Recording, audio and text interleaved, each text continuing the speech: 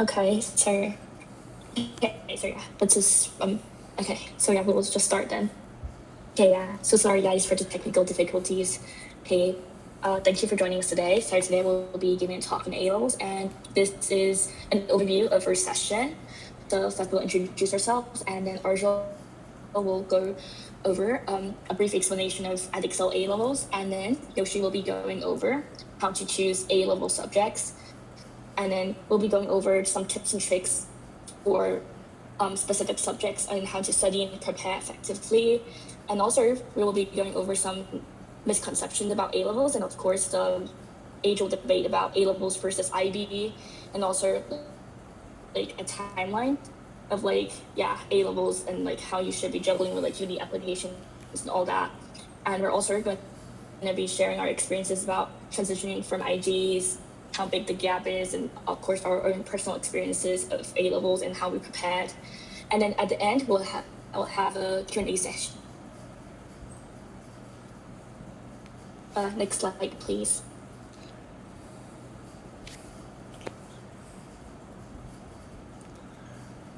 Okay, so hi, my name is Felix, and I did my A-levels in history, literature, and economics, and I got an A in history, and my results are still pending for literature and economics. And I did 10 IG subjects. So I did fast language English, literature, maths, additional maths, econs, computer science, business, history, chemistry, and physics. And my career interests are law, consulting, and education. All right, can everyone hear me? Just to make sure. Yes. Okay, so hi everyone. Good afternoon or good evening. I'm Yoshie. So I also, like Felix, took history, economics, and English literature. I achieved a BBB in November, and I'm currently awaiting my results as I reset my subjects. For IGCSE, I took a combination of sciences and humanities, namely coordinate sciences, business, accounting, GP, ICT, and I achieved 5 A's, 3 B's, and a C. And currently, I'm interested in pursuing urban planning and infrastructure or diplomacy via PPE. For those who don't know what PPE is, it is philosophy, politics, and economics.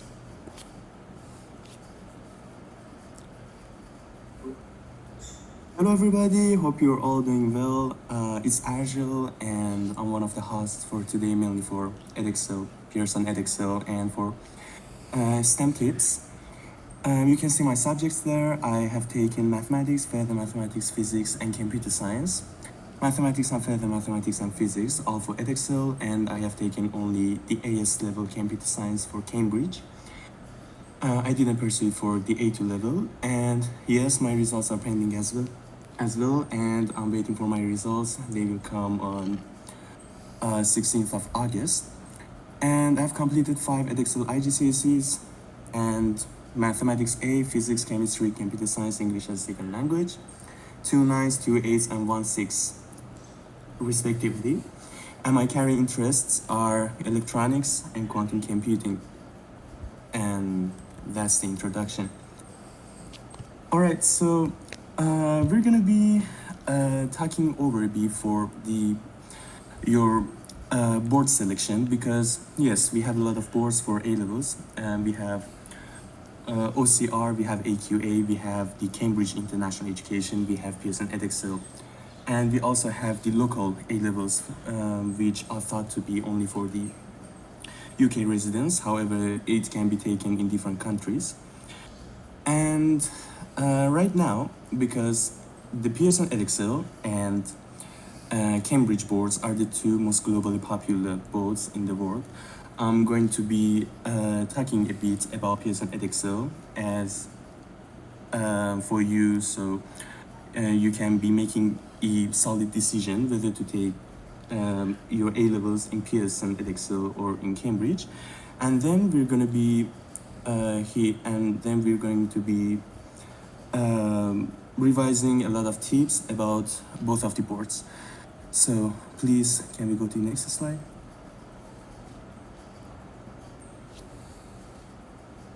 Alright, so as I've seen the chat, can you all hear me now? Okay, I'm gonna push Okay, the top. thank you. Thank you. So this is from my own experience. I'm gonna be answering two questions. Why did I choose Edexcel and what to look for when choosing for your example? As for the first question, why did I choose Edexcel? The first thing that you might be facing if you take Pearson Edexcel is the modular exam structure, and the format has a lot of modularity to it. And you can see that from every subject. You can see it in mathematics, you can see it in all of the sciences. And like for example, in CIE, when you take mathematics, you have to complete 4 modules, but in Edexcel, you have to complete 6 modules. And the positive point is that even if you do not get your desired mark in one of the modules, you can retake that specific module and then you can cash it in for among the other units that you have done before.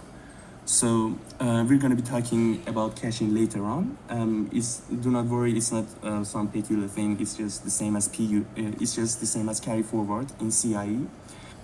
But the thing is that the modular exam structure is one of the best points that Edexcel has to it. Second one, predictable exam styles. So it is true that for every board, like typically that we're speaking here about Pearson, Edexcel, and Cambridge, if you find a good trend in the questions, you can have a little bit of prediction on what is going to be in the exam. All right. However, it is more visible and it is more tangible in Edexcel. Okay.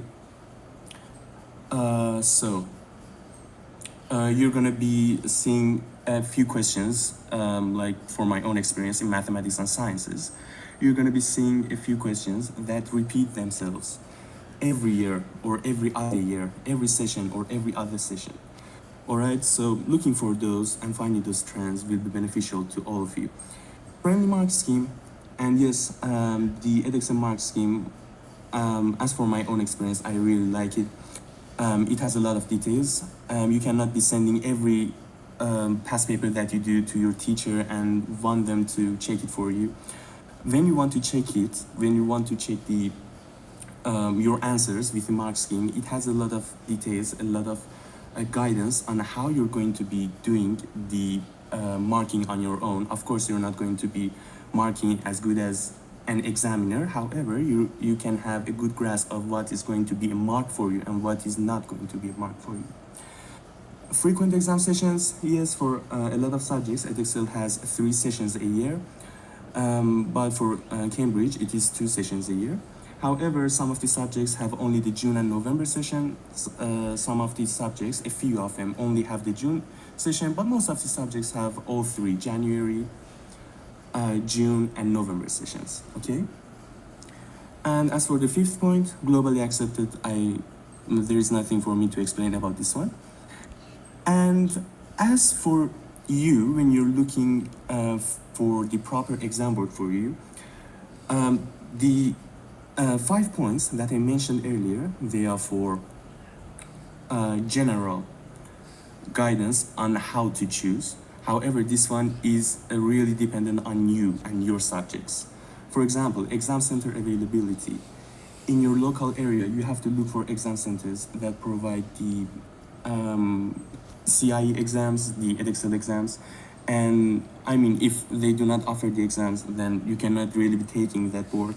Or if a city far away from you is offering those exams, you might be reconsidering and rethinking the exam board that you're doing, because I mean, imagine if the exam center is far away from you and you need to travel 1 hour, 1 hour and a half before your exam to another city just to do the exam.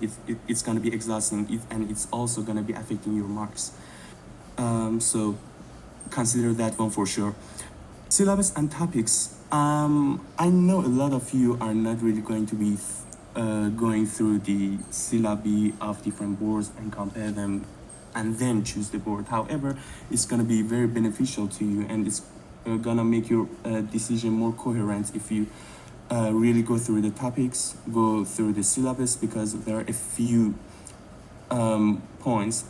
A lot of the syllabus is the same for every board. However, there are a few topics that are counted as differences between different boards. Question and exam style. Of course, this is not something that I can really explain. It can be of your choice, it can be of your favor.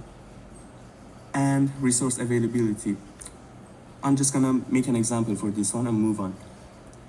So imagine that Excel board is going to have computer science start. The syllabus is out right now, and the first exam, the first AS exam, is going to be from next year, 2027 June session, and the full A-level exam is going to be starting from 2028. So there are not a lot of resources for Edexcel Computer Science yet, A-level.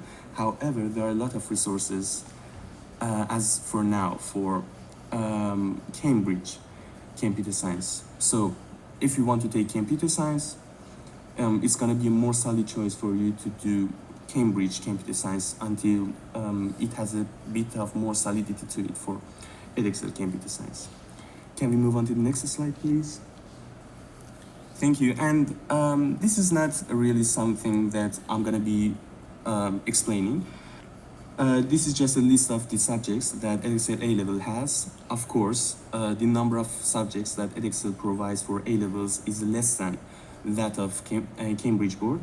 So I've written them down here. If you need them, you can take a screenshot. If you do not need them, then we can just go over it real quick. So the next slide is the same. Yeah, this is just for humanities, languages, and communication. And please move on to the next slide. So most of the people that I have seen that have changed their board from IGCSE. For example, they've been taking Cambridge in IGCSE, and now they're doing Pearson Edexcel, and even the students of Pearson Edexcel itself. They have a lot of confusion on how to do Edexcel A-level mathematics and further mathematics components, how to arrange them, how do they even work, and what is caching. All right, so as for now, we're going to be introducing the components of Edexcel A-level mathematics and further mathematics. There are 14 modules. Whatever mathematics that you're going to do, we have 3 mathematics, okay? We have 3 mathematics certificates for Pearson Edexcel. We have Mathematics International A-Level, we have Further Mathematics International A-Level, and we have Pure Mathematics International A-Level. If you're going to be doing Further Mathematics A-Level, you're gonna have to do Mathematics A-Level as well. Okay, so the 2 main ones, and for Mathematics A-Level and Pure Mathematics A-Level, that you're going to do either of them, you have to do all of the 4 modules of Pure Mathematics. P1, P2, P3, P4. Pure Mathematics 1, 2, 3, 4. Okay, all 4 of them, you need to do them. It is needed for both Mathematics IAL and for Pure Mathematics IAL. Statistics, mechanics, decision mathematics, and further Pure Mathematics, you're gonna choose. And for Mathematics A-Level, which is the most common among the candidates, you're gonna do all of the 4 Pure Mathematics, all right? And you're gonna choose 2 applied units, all right? You're not gonna be taking any further Pure Mathematics. As for applied units, I mean either statistics, mechanics, or decision mathematics. And you're gonna be choosing 2 of them, 2 of the modules. It can be either S1 and M1, Statistics 1 and Mechanics 1, or it can be S1 and D1, Statistics 1 and Decision Mathematics 1, M1 and D1, M1, M2, S1, S2, all right? So you have a lot of freedom in choosing your units in Edexcel. And if you cannot really understand what I'm trying to say, I mean, I'm saying it at a fast rate, you can go to the you can go to your browser, just search Edexcel International A-Level Mathematics Syllabus, and it will bring a PDF for you that has all the needed information for you choosing your units for Edexcel Mathematics, Edexcel Pure Mathematics, and Edexcel Further Mathematics. Please move on to the next slide. And for your marks, you do have, I hope you do have a prior knowledge about raw mark and the mark that is calculated based on the statistics for you. We call it Uniform Mark Scale, UMS in Edexcel, and they call it PUM in Cambridge. They are the same, they have the same basis. They take your raw mark and do a bit of calculations to it based on the statistics of the candidates for that session, and then they add them together, and that the total of your UMS or PUM determines your grade. Okay, for Edexcel it is UMS, and there are two rules that you're gonna be have to be looking for your A star, if you're really going to be aiming for the A star. To score an A star in an Edexcel International A-Level, you must first achieve an A grade for your overall international advanced level. That's one. And as for the second one, produce a high-level performance and international A2, meaning that you need to score at least 90% of the A2 UMS marks. So your grade depends completely on the modules you have taken for the AS level and the A2 level. However, if you're going for the A star is dependent on your A2 marks, okay? And as for the caching, we can talk about the caching. If you really have any questions about the caching, you can ask in the end of the session. I will answer them, but for now I will skip the caching because it's a lot of things, a lot of complications that I need to go through. And for now, I'm gonna be giving the stage to the other hosts for the next slides. Thank you. All right, so hi everyone. So for right now, I will be presenting on a general guide into subject combinations. Now, I assume a lot of you have just finished your IGCSEs in June, or you will be finishing in November. Now, in GCSE, you take up to 5 subjects or 9 subjects, and there's a big variety. And a common dilemma that most people are in is, what subjects do I take? What do I need for university? What do I need to pursue this course? Right? So I will be going over an overview on subject combinations for the most popular university courses that people tend to apply to. So first is STEM.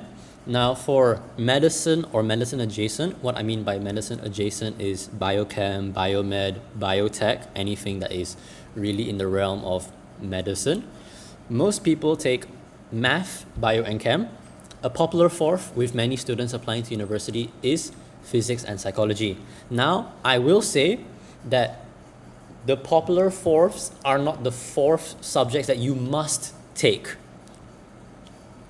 The good thing about most universities is that they take your best 3 subjects, and with this in regard, you are able to take a fourth in a subject that you like, that you're interested in. It could be economics, it could be geography, it could be computer science, it could be literature. It's up to you. But on today's talk, I will just be telling you what students tend to take. Now, for engineering, commonly it is maths, further maths, and chemistry. Now, the reason chemistry is a core subject instead of physics is because a lot of universities seem to have, both for medicine and engineering, they have chemistry as their required subject and then physics as recommended. So obviously most people, they do lean into maths, further maths, physics, chemistry, which is the most common combination. However, it is very important that chemistry is one of your core subjects because universities nowadays seem to have this as a required subject. But obviously it depends on the country. It's either chem or physics and maths, with further maths being heavily recommended. And then for computer science, you must take maths and physics always. Further maths, this is mainly for the UK. Top UK unis like Imperial and such, they tend to prefer candidates taking further maths over computer science. Now, something I want to add is that certain universities worldwide tend to say that if you take maths and let's say you have 3 subjects and 2 of your subjects are maths and further maths, your grade might be considered as singular. As in, if you get, let's say you take maths, further maths, and physics, if you have an A star and A star, if 2 A stars in maths and further maths, the university might want more. Maybe they want an A star in physics as well because they bunch up maths and further maths together. There's also a similar concept with business and economics. And then for computer science, a popular fourth is computer science, chemistry, or economics. I've seen a lot of people I know take econ too. Now for commerce. So for accounting and finance, maths is always required. Maths is a mandatory, you must take maths. And most students also then take accounting and economics as well. These are the 3 core subjects. Popular fourths are law, business, and further maths. However, further maths is, you can kind of skip, but depends on it. Again, it's all depending on the university. And now for business, it's math, economics, business. Most people tend to take this. And the slide says case-to-case basis. What this means is that certain, again, very specific universities, namely LSE, the London School of Economics and Political Science in London, England, in their terms and conditions or on their website, they state that if a student has 3 subjects and they take both economics and business, they will take the best grade of economics and business, but they will not take both. So this is a similar situation to taking 3 subjects and having maths and further maths. Same like with economics and business. Since these economics and business overlap quite a bit to these universities, they regard it as such, they will just take the best grade. So for econ and business, they'll just take the best one grade, they won't take both grades. So let's say you want to apply to top UK unis, you're trying to look at accounting and finance or business or commerce or management. It's recommended that if you want to take business, take it as your 4th subject. For example, a very popular combination is maths, economics, accounting, and business, which is the pure commerce combination. This works because business is your 4th subject. You will have no issue because they will take your best 3. But if you only take math, economics, and business, for example, you will be in a bit of trouble and other candidates will have a more competitive edge compared to you. Now we have social sciences. So I have put the 3 most popular social sciences. First is economics, in which the core subjects are maths, further maths, and economics. Now I might add that for top universities, even in the UK, in Singapore, in Hong Kong, these unis or people who have entered, they tend to favor those who take further maths over economics. Like let's say you have the choice, you can only take further maths or economics and you're looking to apply to pure economics in university. Taking further mathematics is actually better for your application because for good reason, universities prefer further mathematics. As I need to explain, I need everyone to understand, pure economics is a quantitative based course. Now, many of you might have taken GCSE economics, many of you might take A-level economics, and it is all very theoretical based. However, in university, it's all maths. So because of this, university admission officers, they want to see candidates take further maths. Obviously, you can take both further and econ, but it is important that you have further maths if you want to apply to the top universities in the world. Popular fourths include physics, chemistry, and accounting. Now, again, people might be confused. Why is physics and chemistry popular if it's econ? As I said, pure economics as a degree is quantitative. So universities, first, like to see subjects that are very numbers heavy, numbers based. So physics and chemistry are well known as the top preferred subjects for economics. Again, another one is also accounting, as it is also number based. Now, moving on, we have psychology. So for psychology, maths, bio, and psychology is a very common combination. And then for popular fourths, there's chemistry, there's socio, there's English language or literature. Now, I have seen that psychology has a very interesting subject requirement. There are many universities actually say you just need to have 2 sciences, or like 1 maths and a science. So there have been people who have taken like maths, chemistry, physics, and have gotten into psychology because they fit the requirements. So that's the good thing about university requirements. You just need to fit it. It doesn't matter how unconventional your combination is for your course. As long as you fit and you fit the criteria and you score well, you can get admitted. But obviously, it is more preferred to have bio and psych, as these are the subjects that will help you in undergrad. And then the third one, we have political science, PPE, which is politics, philosophy, and economics, and as well as IR, which is international relations. So for these courses, these big group, it's always maths, economics, and history. These are what's technically recommended. Maths is always a must if you're taking economics in university. It doesn't matter if you're doing politics and economics, you're doing English and economics. If you are taking economics in degree, you will require A-level maths to top universities. If you're going to mid-tier, or maybe you're going to Asian universities, or maybe in Australia, or some parts of Europe, they might allow you without A-level maths, but it is very important to take A-level maths to ensure that you have all open opportunity. And then again, popular fourths, you have psych, you have socio, and then lang and lit. Now, for humanities, the most popular humanity is law. Now, for law, what most students take are literature, economics, and history. However, popular fourths, math, psych, law, socio, modern languages, and sciences. Now, the great thing about law is that it has 0 subject requirements. You can take absolutely anything you want. And there are there's maybe some you can't take, I'll get into that. But you could take sciences, you could take maths, further maths, chemistry, physics. You could have an engineering combo and apply to law and get in.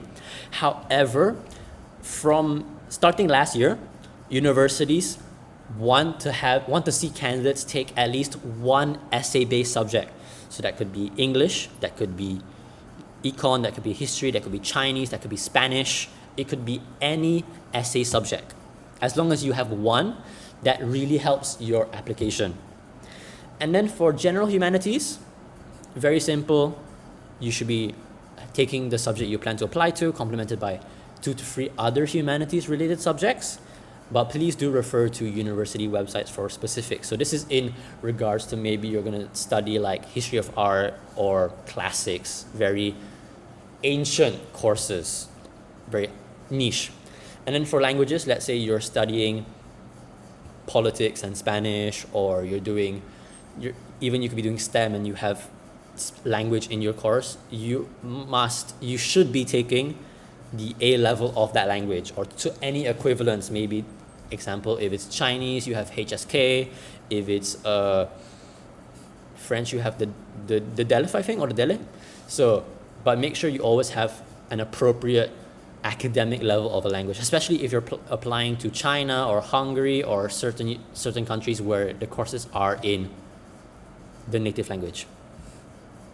And now, checking subject requirements. So generally, it's the STEM courses that are much more strict with subject requirements, as I have spoken about, as compared to humanities and your social sciences.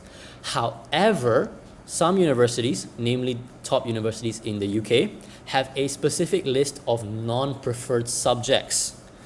So non-preferred subjects are subjects that are not seen as traditional or tend to have a lower academic rigor, meaning that universities see that students who take these non-preferred subjects score well, or like it's kind of pointless to your university experience. It doesn't help you in university. Now, if you take more than 2 subjects from this non-preferred list, this can significantly lower your admission chances or even render you ineligible for consideration. Meaning, if I took 3 subjects and 2 of them are from my non-preferred list, I could get 2 A stars and an A. But because of me taking these non-preferred subjects, I could get rejected off the bat, even though I scored very well. So that's the technical part, where you need to be very certain that the subjects you take have high academic rigor and value to universities. Now, common non-preferred subjects are accounting, art and design, business, drama, media studies, travel and tourism, design and technology. I underlined accounting and business because these are very popular subjects. And business is okay if you have a 4th. Now, if you take 1 non-preferred subject, it's fine. It doesn't matter because your other 2 or 3 subjects will carry your portfolio. But if you take 2, you're in a bad spot. And now there are common excluded subjects: global perspective and research, and thinking skills. Now, what this means by excluded is if you take GP or you take thinking skills and you get an A star or an A or a top in the world, the universities will ignore it because it carries 0 significance to your academic rigor. So it doesn't matter if you get A star, doesn't matter if you get 100. If you take it, it will not contribute to your application. So you should definitely avoid taking these subjects. I know maybe many of you have taken GP in GCSE and you liked it. It's like, oh, this is easy, I like the coursework. But in A level, they're not going to count it. So you might as well just skip it. Now we have facilitating subjects. So this includes subjects like maths, further maths, sciences, econ, lit, history, geo, basically anything that isn't a non-preferred subject. So these facilitating subjects are preferred subjects. Usually, taking 2 of these preferred subjects will keep a wide range of degrees open to you. However, make sure you still choose subjects you like, as you will be studying them for the next 2 years or so.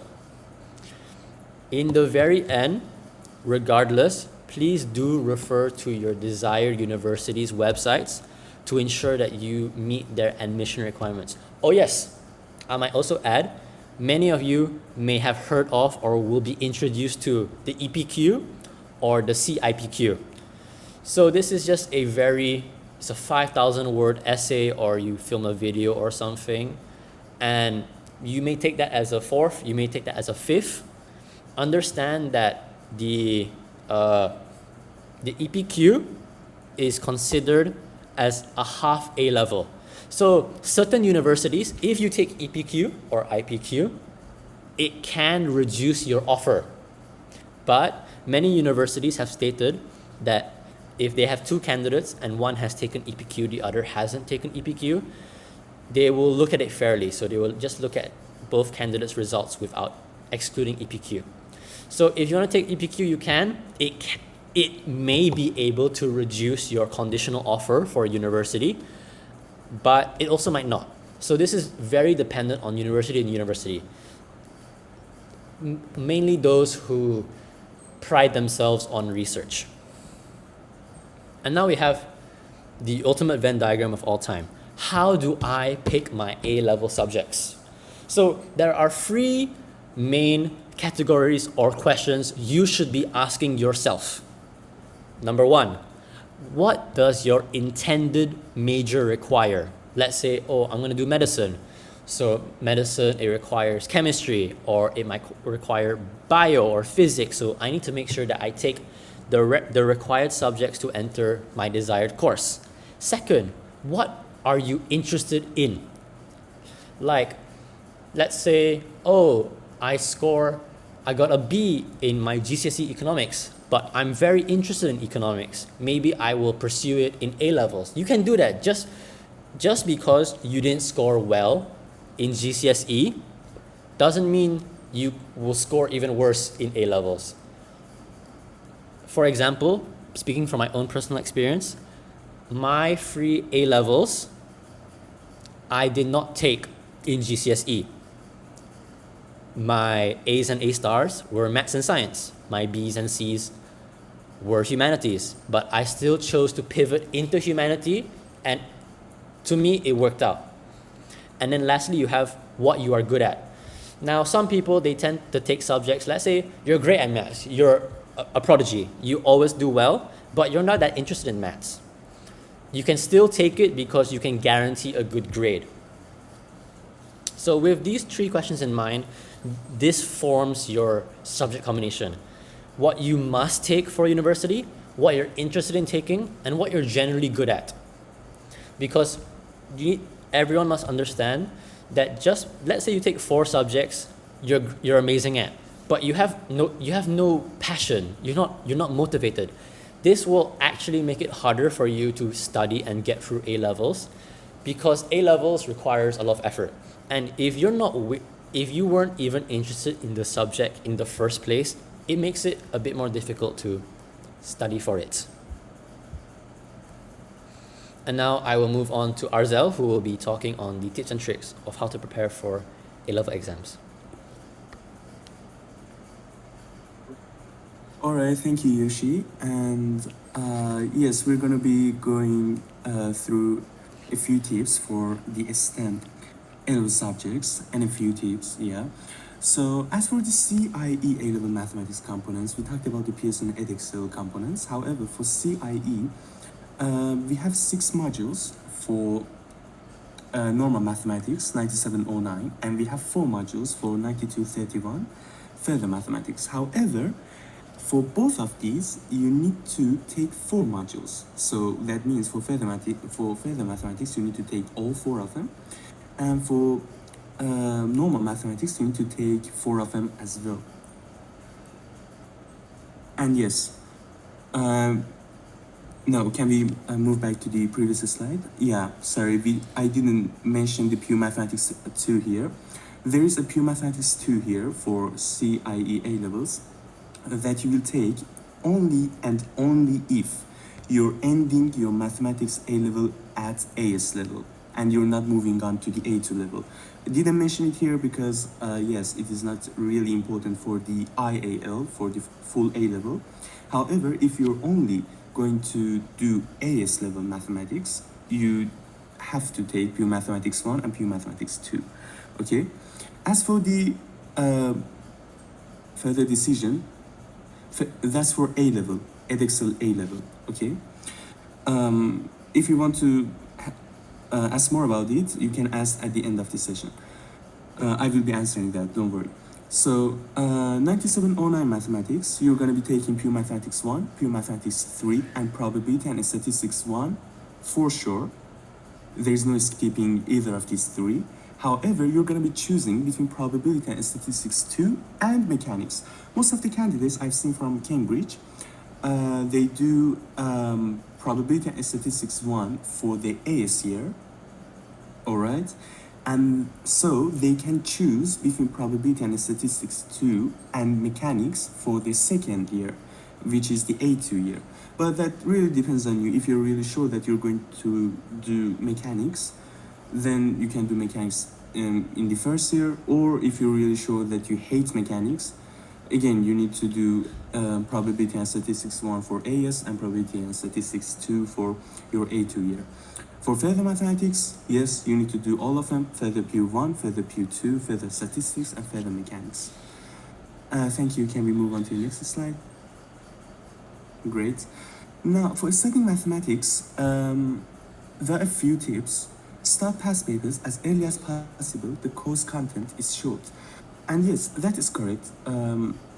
Mathematics is mostly about practicing. It's mostly about you. That is at least for A-level and whatever I've seen, memorizing the format.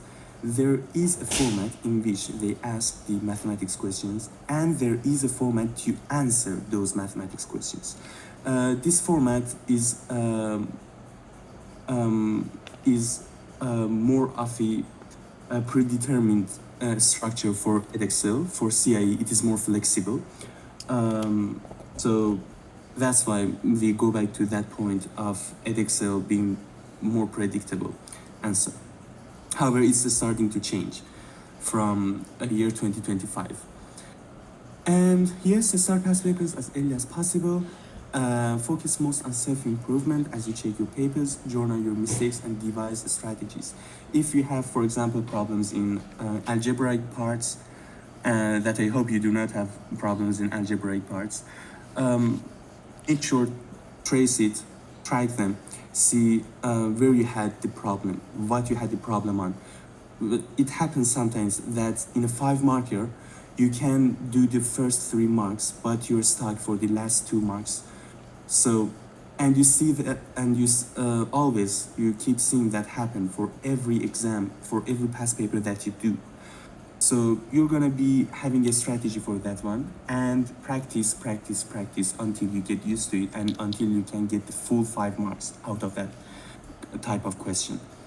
If you did fail the mathematics, finish the full mathematics 9709 syllabus before you start AS, and several concepts in further mathematics require you to have finished mathematics as a prerequisite. And of course, you cannot do further mechanics of further mathematics without knowing mechanics of normal mathematics, and it applies to the same to the other modules for mathematics A-level and further mathematics A-level.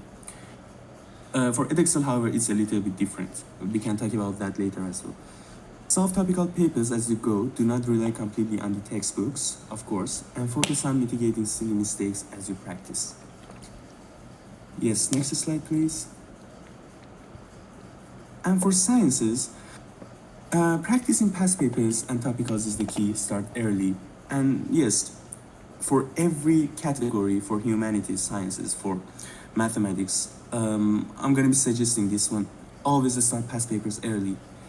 Do not solve past papers if you are not fully aware of the content, or just do the past paper questions that you know how to solve.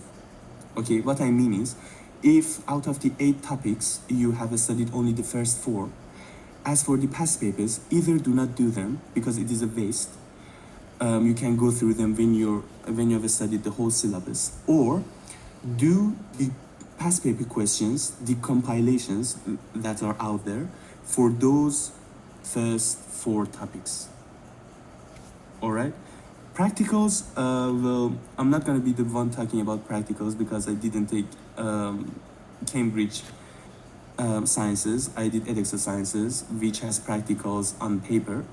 However, there are a few things that you can take care of. We're going to be going through them in a few slides, and we'll get back to it, don't worry. Focus on understanding the content, not just memorizing. For P3, practical, visit the labs very often. Focus on speed and measurement accuracy. Most marks come from non-practical parts, drawing and reasoning. Use data augmentation, solve written P3 papers using fake values, work on speeding up your calculations and drawing. Biology, practice drawing diagrams extensively, don't shade. If it helps, write extremely short notes for every topic you study and start early and speed run the course. Save time for past papers. Yes, please, next slide. And as for the A-level physics, A-level physics is a step up from IGCSE with its infamous emphasis on 2 basic concepts, derivations and complete scientifically coherent descriptions. So as for derivations, it is an absolute requirement that you know the proofs for two parts of every formula you learn.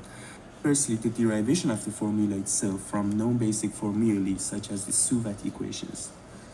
And a few examples that we've written here. V equal to S over T, A equal to V minus U over T, V equal to IR, P equal to F times D over T, and a lot of them out there. Secondly, what is referred to as dimensional analysis, the derivation of the units of a formula's output value from the base SI units such as kilogram meter squared per second cube from P equal to E over T. So this one, the dimensional analysis, it really helps you out in the multiple choice questions. And also in the practicals, when you are supposed to define a unit for a specific value, that's when you do it. You can go from the base SI units and then get to a nice unit for your answer. Complete scientifically coherent descriptions. You can no longer simply write the formula out when, for example, asked to define acceleration. You will have to write something such as acceleration is the rate of change of velocity. There is a set of mathematical descriptors such as rate of, product of, difference between, ratio of x per y, among others, that you have to memorize and then can be applied to describe all the formulae in the syllabus. Apart from this, you also have to memorize a number of physical laws with specific terms that you must use. For example, for the conservation of energy, you are required to write the total energy of an isolated or closed system remains constant. So yes, keywords are very important, and the examiner really looks for the keywords. If, for example, in the mark scheme, when you go through it, if the word is written in bold, if it is not there, even if you have written a lot of other things, you're not going to be granted the mark. All right, so be very careful about the keywords. And how can you know what the keywords are? Of course, practicing past papers as much as you can, as many as you can. Next slide, please. For chemistry, one of the most important things for A-level chemistry is a good foundation. The topics and information you need to know can be made to follow an order such that everything builds upon everything else. Physical chemistry sets the base principles upon which many organic and even inorganic behind the endless observations mechanisms are constructed and upon which the periodic tables trends are founded. Having a good understanding of each and every one of them can drastically reduce the amount of memorization you have to do. Besides granting a greater understanding, this is also a requirement for the theory paper.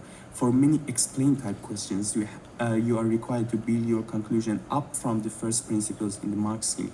So yes, building everything up from upon everything else.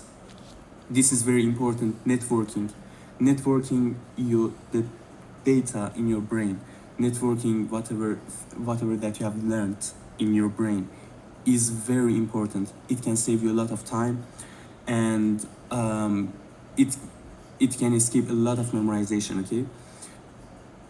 If you can link a lot of quantities to each other in your brain, in the exam day, you can make more conceptual conclusions and draw better reasonings in the exam. And really try to do that. Most of us subconsciously do that in our brain without even us noticing it. However, if you can, try to do it consciously and try to do it more frequently for whatever subject that you can do it in. And apart from this, the other aspect of the papers is the calculations, and carrying on from IGCSE, you often get quite long multi-step questions for moles with the addition of chemical equilibrium and the ideal gas law, PV equal to nRT, encompassing multitude of units. For these at the start, it is important to pay attention to the formulae in the same way discussed for physics. In this way, you will have an understanding of what you're doing with each step. Yes, and next slide, please. And for biology is regarded widely as one of the most difficult A-level subjects, not necessarily because of the subject content, though that is not to be overlooked, but because it has a notoriously difficult mark scheme to deal with. You can no longer earn marks on specific terms, even though that is what the mark scheme appears to portray. In effect, you have to memorize the exact phrasing and terminology, sometimes up to paragraphs of content mentioned in the mark scheme. And again, to find these keywords and these key sentences and even key paragraphs in the mark scheme, you need to be practicing a lot of past papers to make sure what you're going to mention for a special type of question. The only real way to get familiar with the paper is therefore practice, essentially through trial and error with the latest papers. And next slide, please. So this is for the practical papers, the paper 3 for the sciences. I'm not sure if I'm really going to read over all of these because there's not much I can add to these explanations. I just need to skim through them. So if you want, you can take a screenshot of this. Or I can read over them. Doesn't really differ that much for me. But just saying, I'm gonna be reading from them. I'm not gonna add anything special. So for physics, it's just the apparatus. Of course, you're gonna be making sure that the accuracy and precision of your answers are to the suitable level that the question wants you. And measuring instruments, memorize the common errors and improvements for each kind of experiment, ensure that you use the correct formulae for uncertainties and error analysis, plot clean tables and graphs with correct labels and units, do experiments in parallel to save time. And for chemistry, draw your tables fast, organize your apparatus by experiment, keep the instruments to be used in multiple questions cleaned and dried, if possible, as often as you can to prevent contamination, especially for qualitative analysis.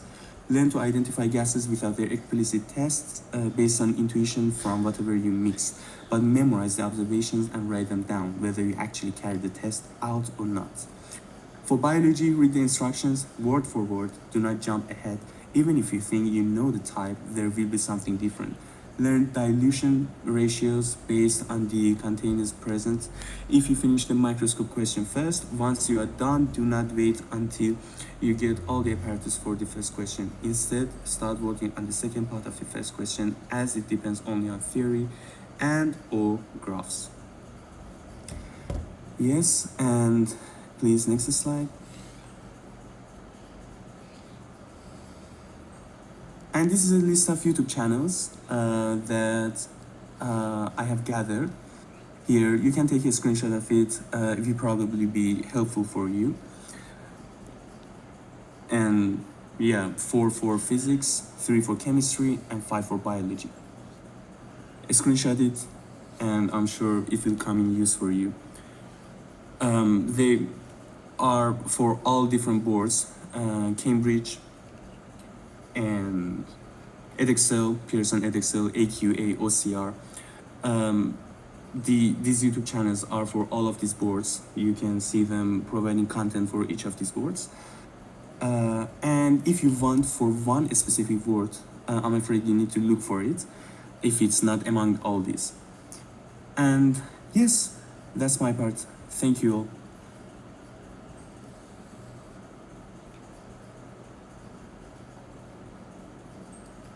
Okay, hello everyone. I'll be giving tips and tricks for how to study for humanities. So this one is for humanities in general. So we'll be also delving into subject-specific humanities. Okay, first of all, flashcards, of course. So flashcards are helpful for memorizing specific details like statistics, dates, quotes, data. For flashcards, well, digital flashcards are obviously less time-consuming. So yeah. There are also pre-made flashcards that you can find on Quizlet to save time.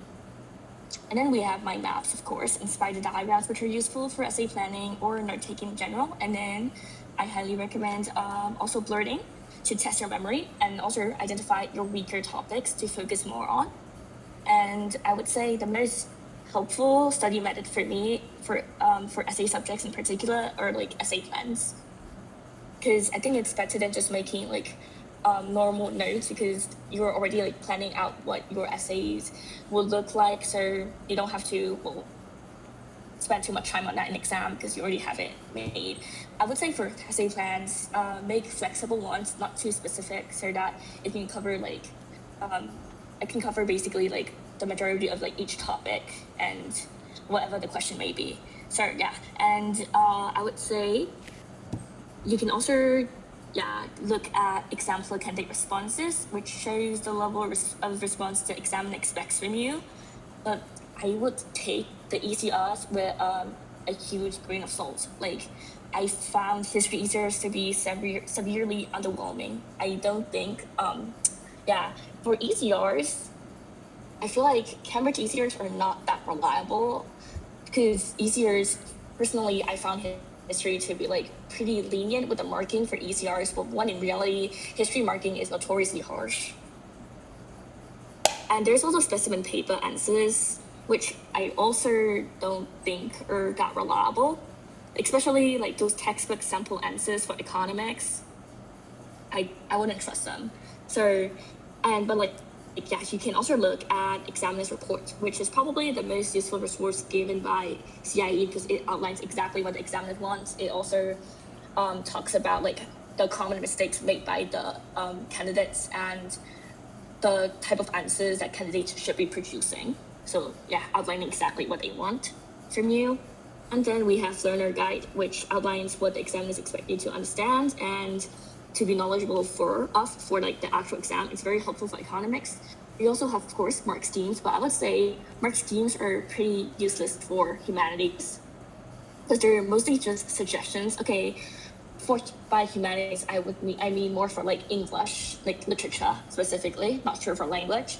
But for English literature, it's basically just marking rubrics. Like there is literally no suggestions for answers or no indicative content. I would say even history has some like indicative content, but I would say even for history, like A2 mark schemes tend to be more helpful than like AS. Same with economics, A2 mark schemes are more useful than AS mark schemes. And yeah, last but not least, because humanities are essay subjects, you need to practice a lot of essays. You need to be prepared to practice a lot of essays. And of course, get feedback from your teachers. Next slide, please. Okay, so these are some tips and tricks for economics. So here are some CIE-specific YouTube channels that you can check out. I highly recommend Abdul Hadi and Adil Usman. Like their channels are like really good. And also, yeah, Daniel Aslam makes his revision resources available for free roughly a week before like the start of the exam season. So you can check his revision resources out too. They're like really, really helpful. He publishes like free essays, like sample essays for each topic. And there are some other general channels for economics that you can check out, like Econ Plus Dell and Jacob Clifford. So yeah, like I mentioned before, CIE mark schemes are not that useful. Like they don't really delve into explanations for MCQ answers, but you can find explanation videos easily on YouTube for most of the papers. If it's recent papers, you'll easily find them on YouTube, but if it's like older papers, maybe not. You can also check out examiners' reports for MCQs. Yeah, sometimes like if the MCQ question is something that a lot of candidates made a mistake in, they will explain why it's wrong. Okay, and yeah, I also suggest creating a compilation of economic diagrams, especially for A2. A2, I feel like A2 is just like a lot of diagrams. AS doesn't really have that many diagrams. AS is very similar to IGCSE content actually, but A2 diagrams, there's a lot, and you need to also practice these diagrams a lot. So yeah, I do suggest creating compilation of like economic diagrams. And for paper 2 and paper 4 essay formats, please check out the videos from these CIE specific YouTube channels that I listed above. They really give a good explanation on how to meet assessment objectives and score really well on your essays. Economic essay questions are like actually pretty predictable because they can't really like ask you anything out of the scope of the syllabus. So you just try to cover these topics when you're practicing writing essays or making essay plans. Just make really flexible essay plans for each topic. And of course, yeah, be consistent with practice. Because like it doesn't matter how thoroughly you remember the content or how knowledgeable you're about the subject. If you cannot produce a well-written answer that directly addresses like all the aspects of like the exam question, if your essay cannot meet the assessment objectives, even if your essay is like generally a really good essay, there's a certain structure that CA examiners expect from you. I would say that's more it's more strict for like AS, like the AS structure. The AS, I feel like the examiners are really more strict for AS because an A in AS economics for like paper 2, that's the essay paper, is like 22 out of 60. So you can see, wow, that's like really low, right? For an A, just 22 out of 60. So, well, there's a reason for that. They also mark really harshly, so. Okay, next slide, please. We have, here, this is an example essay plan. So this is an example of my essay plan for pros and cons of protectionism. Yeah, these are samples of like essay plans that you can make for each topic. Next slide, please. Next, we have tips and tricks for English literature. So for English literature, there aren't really any CA-specific literature YouTube channels. But if your texts are also included in the syllabi of like other exam boards, you can find videos delving into the analysis of the text on YouTube. I would say like the syllabus like different exam boards tend to overlap a lot. Like they don't really choose like niche texts. As in like I mean like the classics that they will choose are like that CIE will choose will probably be on the syllabus of like other exam boards like OCR, AQA, and such. I would say Cambridge and OCR tend to overlap a lot. For Shakespearean texts, you can easily find resources.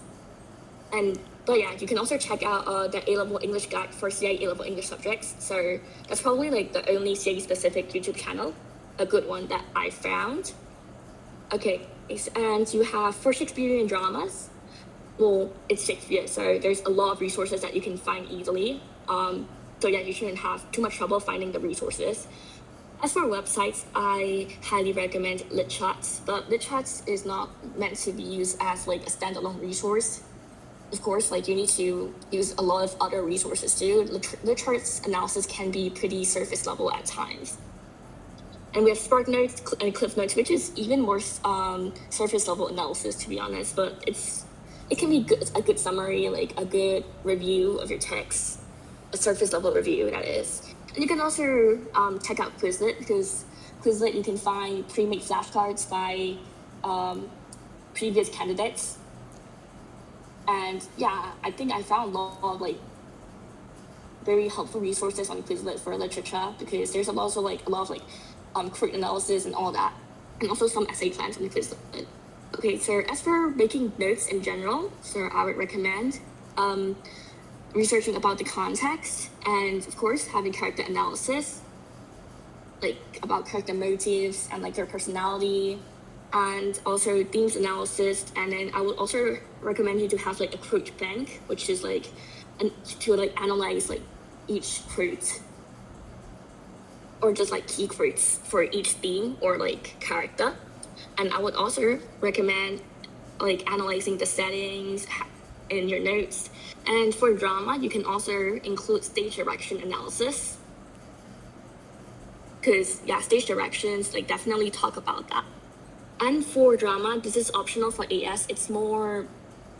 I would say it's more important for A2. It's more optional for AS. But like yeah, if you want to go above and beyond, you can also talk about the production. You can also mention the production.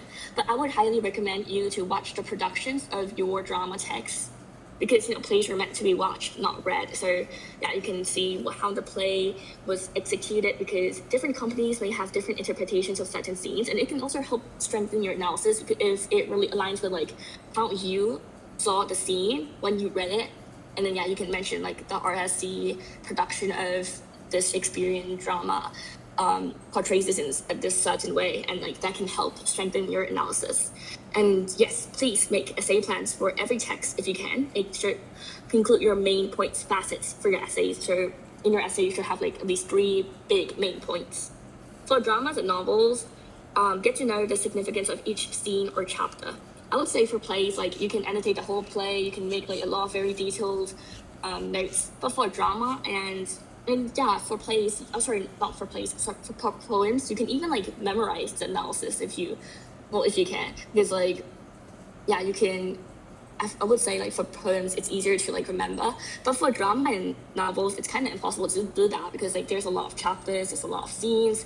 So yeah, just remember the relative significance of each scene or chapter. But yes, you should not be aiming to like memorize these. I mean, there are some things that you should remember, of course, but like analysis is not something you should be memorizing.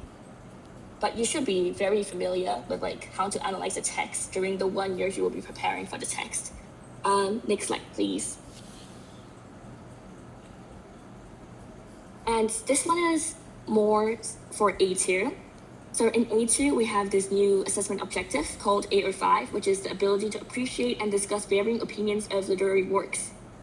So what you have to do is you have to bring in critics, and also for drama, you can also bring in like how like the adaptations adapted these works. So yeah, personally for each text, I would recommend memorizing like around 10 flexible quotes to cover all the themes and characters. So for poems, I would recommend finding general quotes that apply to like the whole collection or anthology. But yeah, you can also remember like creative quotes for like each poem if you want to. But like I would recommend like finding general quotes of the collection too, because I think that's that's more flexible, and also like you don't have to remember that many, because like, if you try to find a quote for like each poem, if your collection had like 25 poems, that's like you have to remember all 25 quotes. For also like it's impossible that you will find a critic quote for like each of the poem. So yeah, try to find quotes that apply to like the whole collection, or like that's commenting on like this certain theme is how a certain theme is like presented or explored in the collection. For prose and drama, find quotes on themes, characters, and relationship dynamics. You can also refer to movie adaptations, or for plays, productions like RSC, The Globe, etc. So in AO5, you can also so you will have to use these critical theories and lenses. So it's not just critic quotes that count. You can also analyze through a certain lens. Like these are some common ones, like Marxist, feminist, psychoanalytical, historical, post-colonial. So it's not just like critic quotes that count. You can also analyze it through this lens, like through a Marxist lens, blah blah blah. Quizlet can also be really helpful with finding quotes because there are pre-made flashcards by previous students. But of course, like make sure to fact check these quotes in those sets. Make sure like these critics also exist, and also that these critics did in fact say this. And if you're having trouble finding critics, there should usually be a Harold Bloom guide on your text or a lecture. Next slide, please. Okay, now we're gonna move on to tips and tricks for history. So, so if there's anyone here who is contemplating taking history, here's a warning. The Cambridge A-level history has one of the lowest rate of A or A star globally yearly. And because the resources are very scarce. Actually, fun fact, or maybe not so fun. So the textbooks published by Cambridge, those textbooks for AS is not adequate enough to prepare you for the exams. So you have to use textbook from other exam boards. That's for a paper too. And for A2, Cambridge straight up does not have any endorsed textbooks for the A2 syllabus. So we definitely have to use other exam boards resources, like the Access to History series. So for A-level history, we don't have too many resources, and the mark teams are also really, really vague. And it is also quite dependent on the competence of your teachers, because getting reliable, accurate feedback is vital. Your teachers better a lot for A-level history. For IG history, it was okay. It was doable enough to for you to self-study, even if your teacher was not good. But for A-level history, a good teacher can make a lot of difference. That's not to say if you don't have a good teacher, you cannot do well. You still can, but it's just gonna be harder for you. Also because like it's unlike other subjects like STEM or economics, we don't really have like outside resources a lot. Like on YouTube, we can't easily find like Cambridge A-level history specific videos or like on how to like write essays and stuff. So yeah, the teachers play a huge role for A-level history. Overall, yeah, I won't recommend taking this subject unless you have a really good teacher or you're like really, really passionate about this subject and you're prepared to invest a lot of hours into this subject, especially in A2. A-level history has been commented to be sort of like twice the workload of other subjects. So just to warn you, if you're thinking of taking it, of course, I encourage you to take it if you really like the subject. And as for YouTube channels, there aren't many Cambridge A-level channels, but like you can watch videos from channels covering like other exam boards like OCR, Arzhel, AQA. I will say that like just like literature for history, the exam boards, like the content will overlap a lot. And so you will be able to easily find videos on these topics. So yeah, I recommend the Access to History series, and that's a book series everyone uses for A-level history. And yeah, so yeah, not so fun facts. Cambridge doesn't have official textbooks for A2, and even for AS, like the textbook is not adequate enough for this. So yeah, just refer back to the Access to History books. Overall, don't take the subject if you value your mental health or if you are going for all A stuff. And also, I know some people like think A-level history is like an easy A or whatever. I just want to say that is not true. Like A-level history will probably like through your A star or A streak actually. So A-level history actually requires a lot of time and effort. So yes, if you're taking A-level history, make sure you're like prepared to invest a lot of time into it. Okay. A lot of people think A-level history is like, oh, it's just memorization, which, well, it's not. It's really not just memorization. You can like remember everything, but if you cannot write a solid essay, you are not going to get the grade. And also like, even if it's just memorization, it's a lot to remember. So again, it is said to be twice the workload of other subjects. So yeah, for A-level history, I think I have warned you all enough. So if you want to take it, I mean, welcome to the club, but also, yeah, be prepared to suffer. So of course, this is specifically for Cambridge A-level. I'm not gonna say this applies like every exam board. Cambridge is also known to not be so transparent with their marking. Like, I've lurked in a few teacher communities to get resources for A-level history. That just really shows you like how scarce the resources are for A-level history that I am lurking these teacher communities. And they have, a lot of them have switched to other exam boards, like Arzhel, because seject A-level history is hell. Okay, next slide, please. Okay, so these are paper-specific tips. So, paper 1 is the source analysis paper for AS, and paper 3 is the source analysis paper for A2.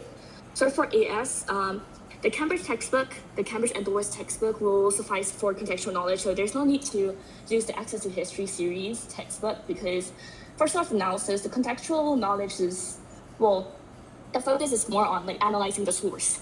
So for A2 paper 3 too, the contextual knowledge does not matter as much as is assumed by candidates. It matters enough for you to be able to recognize like the significance of like this event, and to place the events on like a timeline and to understand the chronological order and the cause and effect of things. But there is no need to go on a tangent and narrate about the event, which is a common mistake students tend to make. There's also no need for evaluation. Actually, examiners report have repeatedly highlighted these mistakes because candidates end up focusing too much on displaying their contextual knowledge and showing off, and like including unnecessary stuff like evaluation, that they end up not fulfilling the actual task, which is, again, it's source analysis, so you're meant to analyze the extract itself. So for paper 4, the European option has the most resources, so if you have a choice in picking your topics, choose wisely. Pick the European option. Genuinely, like, the other two options are like, the resources are very few, so why would you torture yourself? The Access to History series covers most of almost all of the syllabus scope, but there are a few topics like the treatment of national minorities in the USSR or Hitler's foreign policy, which are not adequately covered, so you may need to refer to other books or sources. Next slide, please. Okay, so I'm gonna be going over popular admissions tests here for uni application. Give me a sec. Okay, so for law, you're gonna need to take the LNAT. And yeah, if you're applying to like Russell Group universities, you're gonna need the LNAT. And yeah, check your uni requirements to see like if you need to take admissions tests or not. But yeah, in general, law, you need LNAT. For medicine and dental, you need the UCAT. For maths, econs, and computer science, you'll need a TMUA or the STEP. Also, just to clarify, these are for UK. So if you're applying to other countries, they may have their own admissions tests. And also, these admission tests are like in general for for top uni. So top unis tend to require these admissions tests. So it's not every uni that requires it, but yeah, you have to again check the uni website to see if you're gonna need to sit for these tests or not. For engineering and science-based subjects, you will have to sit for the ESET. And yeah, for some courses, it's only Oxbridge that requires you to sit for these tests. Sit for these tests because for some courses, if you're applying to anywhere but Oxbridge, you don't need to sit for these tests at all. So it's just for Oxbridge. I think for PPE, it's just it's only Oxford that requires you to sit for the test. Anywhere else, I don't think you need to sit for the test. So yeah. Oxford test requirements can be unique to other unis, so make sure to double check the requirements of the uni you're planning on applying to. And also, the TALA is a new test that started in 2026, but so far it's only used by Oxford and UCL. Actually, Oxford only just started using it this year, for 2027. So for the 2027 entry. So yeah.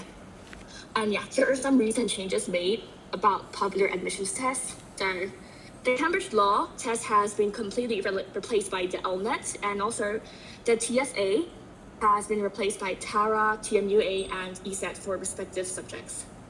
Oxford has replaced 8 of its in-house admissions tests with standardized assessments from UAT UK, and Oxford has introduced the ESET, TMUA, and TARA for the 2026 or 2027 application cycle. But the admissions tests for law and medicine remain unchanged. So that means for law, you need to sit for the LNAT, for medicine and dental, UCAT. And of course, this is a non-exhaustive list. So double check the entry requirements for the courses. And there may be some courses that I did not cover there, but because those are the most common courses. Okay, next slide, please. Oh yeah, here is some common misconceptions about A-levels. So yeah, there's a common misconception that the US unis prefer IB or APs and the UK unis prefer A-levels or something. That's not true. If you go on those websites, you will see that both UK and US unis they have specific entry requirements for all of the common international exams. So the US unis do not prefer the IB. You can do the A-levels and you get into top unis. And the same goes for the UK. They don't prefer the A-levels to IB. You can do the IB and you can get into top unis. The main thing is just to get the results, okay? So yeah. And then some also may think that A-levels are less academically rigorous than IB/DP, which is so not true. Yes, sure, IB may have 6 subjects, and you also have to do a lot of side quests the CAS, TOK, and all that. And well, you can say that maybe a bit more workload, but also A-level is very academically rigorous. A-level, just because it's 3 or 4 doesn't mean it's easier. Not at all. Actually, A-levels go in more depth, so it's still a lot. A-levels are actually a lot. The jump from IG to A-level is actually quite big. I would say that an A-level subject is equivalent to like what, 3 times, 4 times an IGCSE subject. And yeah, A-levels are also not only for UK universities. A-level is widely accepted, universities accepted from all over the world. So there's also a very big misconception that humanities are easier than STEM, which is again, so not true. At the end of the day, what subject you pick just depends on you. Just play to your strengths.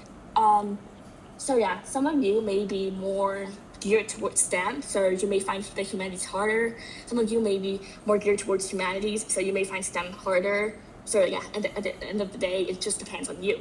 And yeah, humanities and STEM are both equally hard. Actually, yeah, humanities, like I said, history is actually known to be very, very hard to get A's and A's off. So,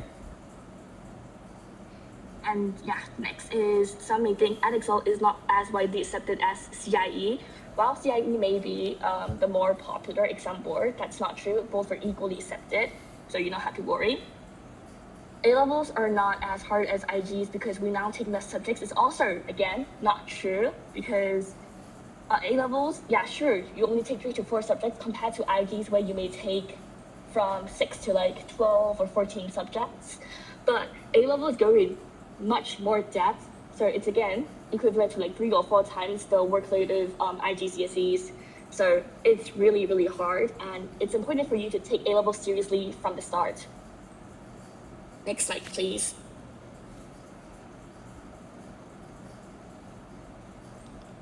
And yeah, you cannot take A-level maths if you did not do IGA maths. Again, not true, but I would highly recommend you to take IG Ed maths if you're going to take A-level maths, because A-level maths pure 1 content is basically the IG Ed maths content. And you may find A-level maths harder compared to your classmates who took like IGCSE Ed maths if you didn't take it. Because IGCSE Ed maths really provide you a good foundation for like A-level maths. So I would highly IG Ed maths, but like it's not true that you cannot take A-level maths. Again, it just depends on like your school regulations. Some schools may be strict, yeah. So it just overall depends on like the school regulations. And yeah, good IGCSE results mean you will easily succeed in A-levels. Yeah, that's also not true. Actually, I would say that IGCSE tends to like oversimplify a lot of subjects, and so like yeah, you may be interested in a certain subject in IGs, but in A-levels, it might turn out to be the opposite. It has happened to me. Like for me, personally, I found IGCSE economics very interesting, and like I thought I might even want to like go into it in like uni, but A-level econs proved me otherwise. Like now I really know that I don't really like econs, because okay, A2 econs is like more similar to what you will see in uni econs, but yeah, uni econs is actually very more maths than like IG or A-level econs. Uni econs is it's more of a STEM subject, to be honest. IG econs is more of like a humanities. So yeah, good IGCSE results also don't mean like you will succeed in A-levels, because A-levels is so much harder. Just because you did well in a subject in IGs does not mean that you will get an A or an A star easily in A-levels. There's a huge gap between the two. Yeah, and next is A-levels are only for those who want to go to university directly. Not true. A-levels, I mean, even if you are going to like apprenticeship and other pathways, A-levels are still very, very helpful. You have to take A-level computer science to major in CS, or A-level law to major in law. This is a very huge misconception. Like law actually does not have any specific requirements. Genuinely, like you can go on like a uni website, find requirements for law. I mean for UK universities, I'm not sure for like other countries, but I feel like law in general does not have any like specific requirements. An essay subject is highly recommended, but that's all. And yeah, if you are taking law, I would advise you to take more humanities But that's not to say if you took like 4 STEM subjects that you're not going to get into law. That's not true. There has been a lot of people who took all of STEM and they've gotten into top unis for law. So for CS too, like it's not a requirement to take A-level CS. Actually for CS, it's more important for you to take maths, further maths, and maybe physics than CS. So yeah, if you're going to take 3 subjects, make sure to take A-level maths and further maths and physics. Further maths is more important than taking CS, okay? And yeah, you must have taken the corresponding IGCSE subject to take it as an A-level, which is again not true. But for sciences though, I will say that if you did not take ID science, I'm not sure if your school will allow you to take it in A-levels. And lastly, top universities do not accept resits, which is, it depends on the top uni, and also it depends on like what you mean by resits. A lot of unis don't regard it like a resit if you're just resitting the AS. So as long as you're like not resitting that A2, it doesn't count as a resit. And also it just really depends on the uni and like the requirements. A lot of unis are actually not picky about resits. But some unis may require you to like resit all 3 if you're gonna resit. And so yeah, it just all depends on like the specific requirements of each university. Okay, next slide, please. Okay, so yeah, A-levels versus IB, what to choose? Next slide up. Okay. So yeah, these are some positives of doing A-levels. So if you do A-levels, you gain a deeper subject knowledge because again, you're focusing on 3 to 4 subjects as opposed to 6 in IB. So IB is more breadth than depth, and A-level is more depth. So there's that. And another thing is like, if you already know from now on like what you want to go into, you can just focus on subjects that you really enjoy and you can specialize early on. Like in IB, it's like you have to take 6 and like you cannot take any 6. You have to take accordingly to like each category. Like you may still have to take English or like math, even if you don't want to. But like in A-levels, you can just specialize on what you truly enjoy. You can specialize early. That's one of the advantages of A-levels. So yeah, you can just take subjects that you enjoy. Next is A-levels have a very wide availability. Like a lot of schools will offer A-levels. I think there are fewer IB schools compared to A-levels in like every country. A-levels are also excellent preparation for the independent study required at university. But of course, IB, that's not to say IB does not prepare. I guess this one is debatable. But yeah, A-levels are, okay, so let's move on to the negatives. So for negatives, just as like early specialization may be a positive for A-level, it can also be a negative. Like, let's say after IGs, you thought you are interested in like this field maybe, but then you do A-levels, which are like more in depth, and you realize you're not actually interested in that, and you kind of want to pivot into like another stream maybe. And yeah, you might feel kind of like stuck because like A-levels is in that way, I guess A-levels is not as flexible. So yeah, A-levels does force you to specialize early on. So yeah, make sure if that's something you will want or not. And next is A-levels are fully exam focused. So it's 100% exams based. So it all just depends on like your final exams. That can be both a good or a bad thing. The good thing is like, even if you were not doing well in school tests early on, like earlier, like if you do well in your finals, in your actual exams, you will get good grades, and that's all that the uni looks at really. But the bad thing, I suppose, is that even if you were a really good student, you were topping the class and the whole year you were doing well, but A-levels maybe somehow like you slipped and like, yeah, you did not end up doing as well as you could have, then like, yeah, the whole year it's kind of like, even if you got good grades, it doesn't matter anymore because only your final results matter. Next slide, please. Okay, so now we're gonna move on to the A-level timeline plus uni application. Next slide, please. So if you're doing a typical 2-year course, AS and A2 exams will be 1 year apart and will probably well, not probably, will take place during the May June exam series. For example, you'll sit your AS in June 2026 and sit A2 in June 2027, so 1 year apart. But if you're doing like the accelerated course, like a one and a half year program, which is what I did, then schools will shorten the preparation period for either AS or A2. Like for example, my school started in like June 2024, and we did AS in June 2025, and we do A2 in like November of 2025. So like the gap between AS and A2 is like only 4 months. I also had to juggle my university applications.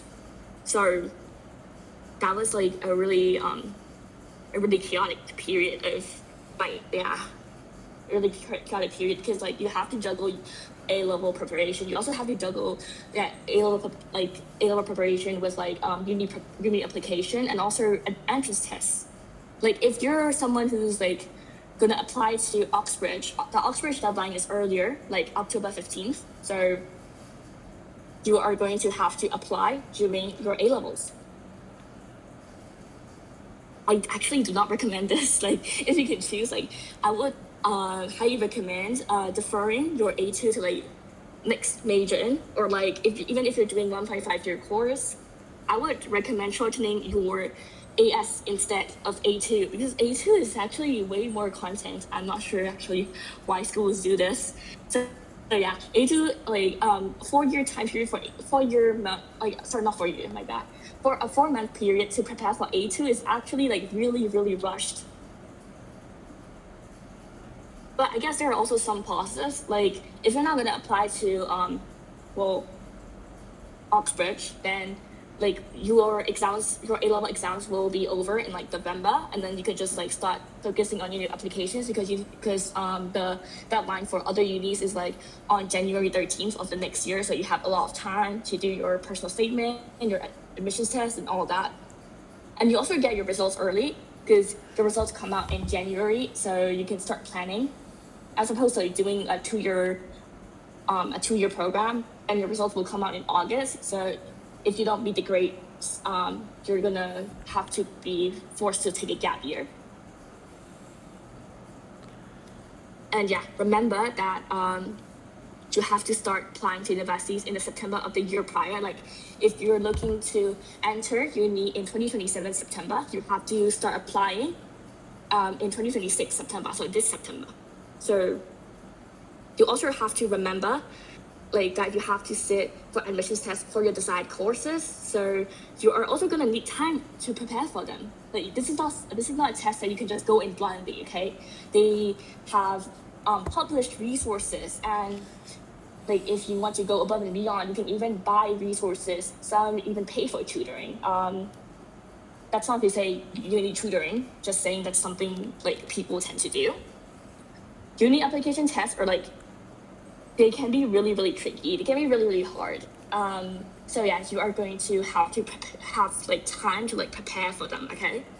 And also it has like a huge weight in like your uni applications. You can have really good grades, like all A stars, a good personal statement, but if you flunk your admissions test, you're still gonna get rejected by like a top uni.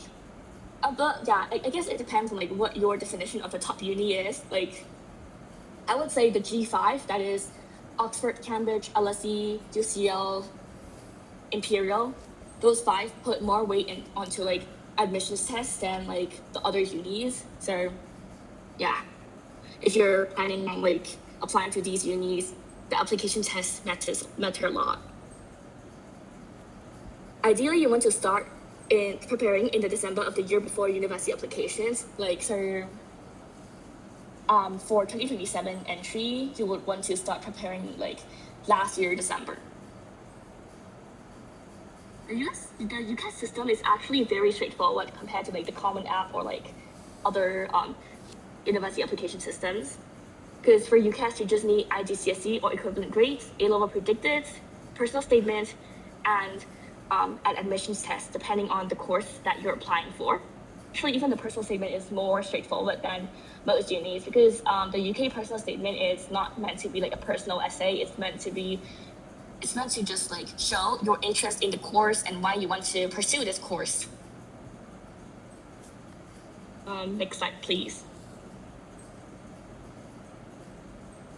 So if you're someone who just recently finished IGCSEs, I would highly recommend you to make the most of your time now. Like enjoy your well-earned vacation, but also get started on super curricular explorations like wider readings or watching lectures or documentaries,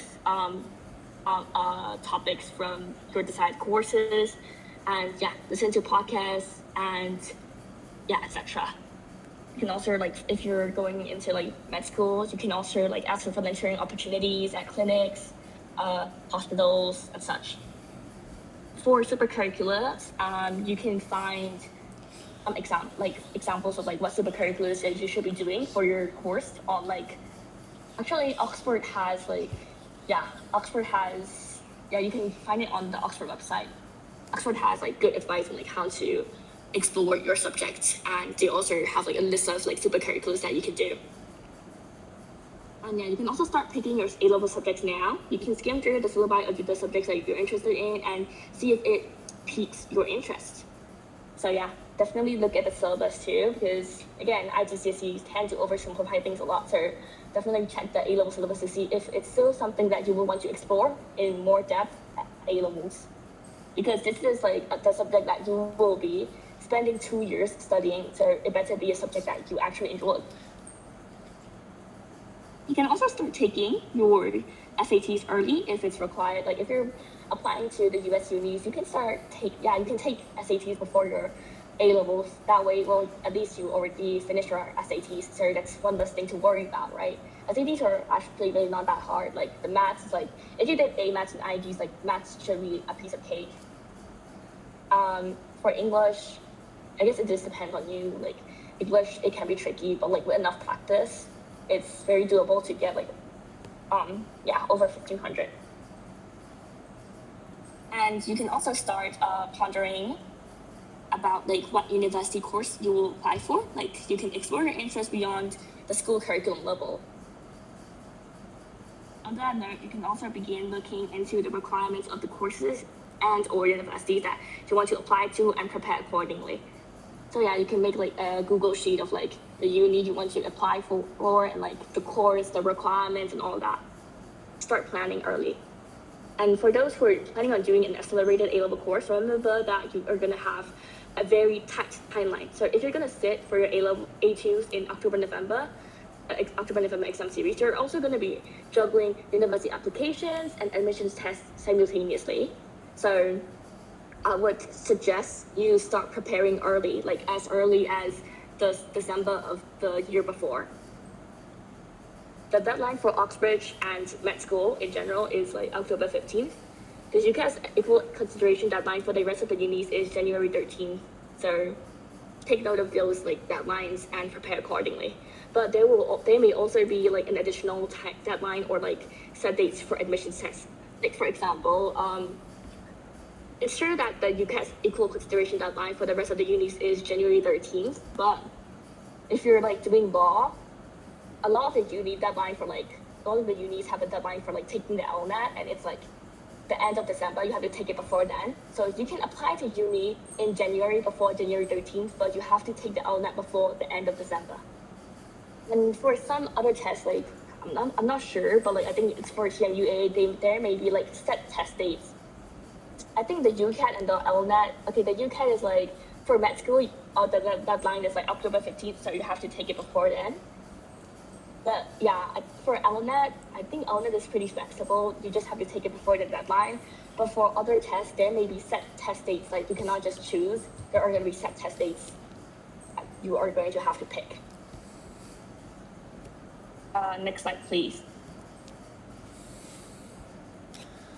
All right, so now I'll be talking about the transition from IGCSE, because I mean everyone says that A-levels is so much harder than IGCSE, it's impossible, yada yada.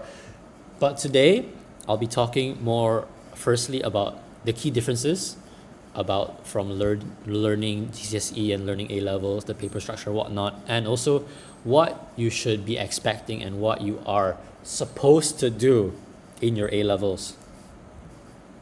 So first we have the depth of A levels. Now A levels has similar content structure as IGCSE, as IGCSE is the foundation of all the subjects, but it goes into much greater depth and level. So for example, physics, chem, and bio, so the 3 sciences, have 5 papers, unlike IGCSE where there are 3. You would take in AS, MCQ, a theory paper, and your practical. And in A2, you do a 100-mark theory paper and a 50-mark ATP, similar to IGCSE. And now there are 4 variants of English. In IGCSE, you obviously had first language English and second language, and those who took English as a third language. But in A levels, especially those who are students in India, where you must take English until a year 12 level, there is obviously English general paper, there's English Lang and Lit, there's English Lang and English literature. So all of these different English variants cover different sort of skills and assessments. For example, GP is just basic writing comprehension. AS Lang Lit is mainly literary device and looking at different structures and texts of language. For English language, you go into very complex and in-depth linguistics. You learn about how even children learn English, like language acquisition. And for English literature, you delve into very advanced literary interpretation, as you will be encountering many different texts. You'd have Shakespeare, you'd have American literature, you'd have Asian literature. So it gets a lot more complicated entering A levels. Now, the subject workload. So students often take between 3 to 4 subjects, but can take more.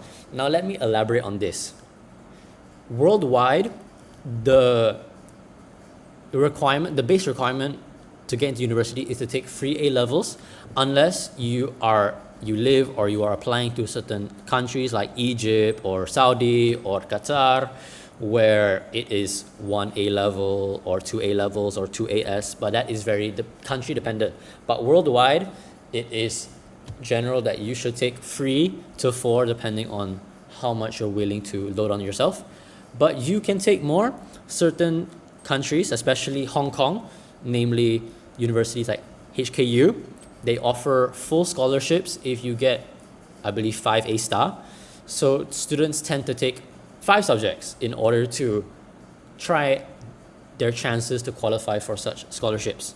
Now, you can split your subjects across multiple sessions to lighten a load through the March, if applicable, June and November exam series. However, be careful about university constraints. Now, let's say you're worried that you have 4 subjects and you don't know if you take all 4 like AS at once, you'll score well. Some people, what they do is maybe like before the major June series, they sit 1 or 2 subjects in November, and by the time they sit June, they have less and they can be better prepared. But certain universities are not very keen on split results. They prefer if you sit all your subjects in one go. Means all sessions in all subjects in one series in 1 year and a second series in your second year. So this is very dependent on where you're applying to, and if you blindly apply, you might just get rejected because of this. Now below, I also listed helpful YouTube channels, because this wasn't included during the tips and tricks for subjects. There's Maths and Further, we have Maths and Further Maths, there are several channels. And then for notes, you can always look at Z Notes, r/IGCSE, Save My Exams, Crack A Levels, Xenomatics, and even Intuitive, depending on what subjects you take. Make sure you always look through every single possible resource and narrow down to what is most effective for you. And now, this is where everyone should lock in, okay? Because A levels is not impossible. It's not hell, okay? It's not like hell reincarnate. It's not like you're going to lose it all. But it is difficult. It is serious. And There are stories, there are many people where, you know, in IGCSE, you study the week before the exam. You open your notes the day before your exam and you can still get an A star. But in A levels, that doesn't work. Now, it's crucial to understand that time management is a very realistic and honest obstacle that you will encounter in A levels. No matter how hard you try to stay on top of your studies, you will somehow fall behind.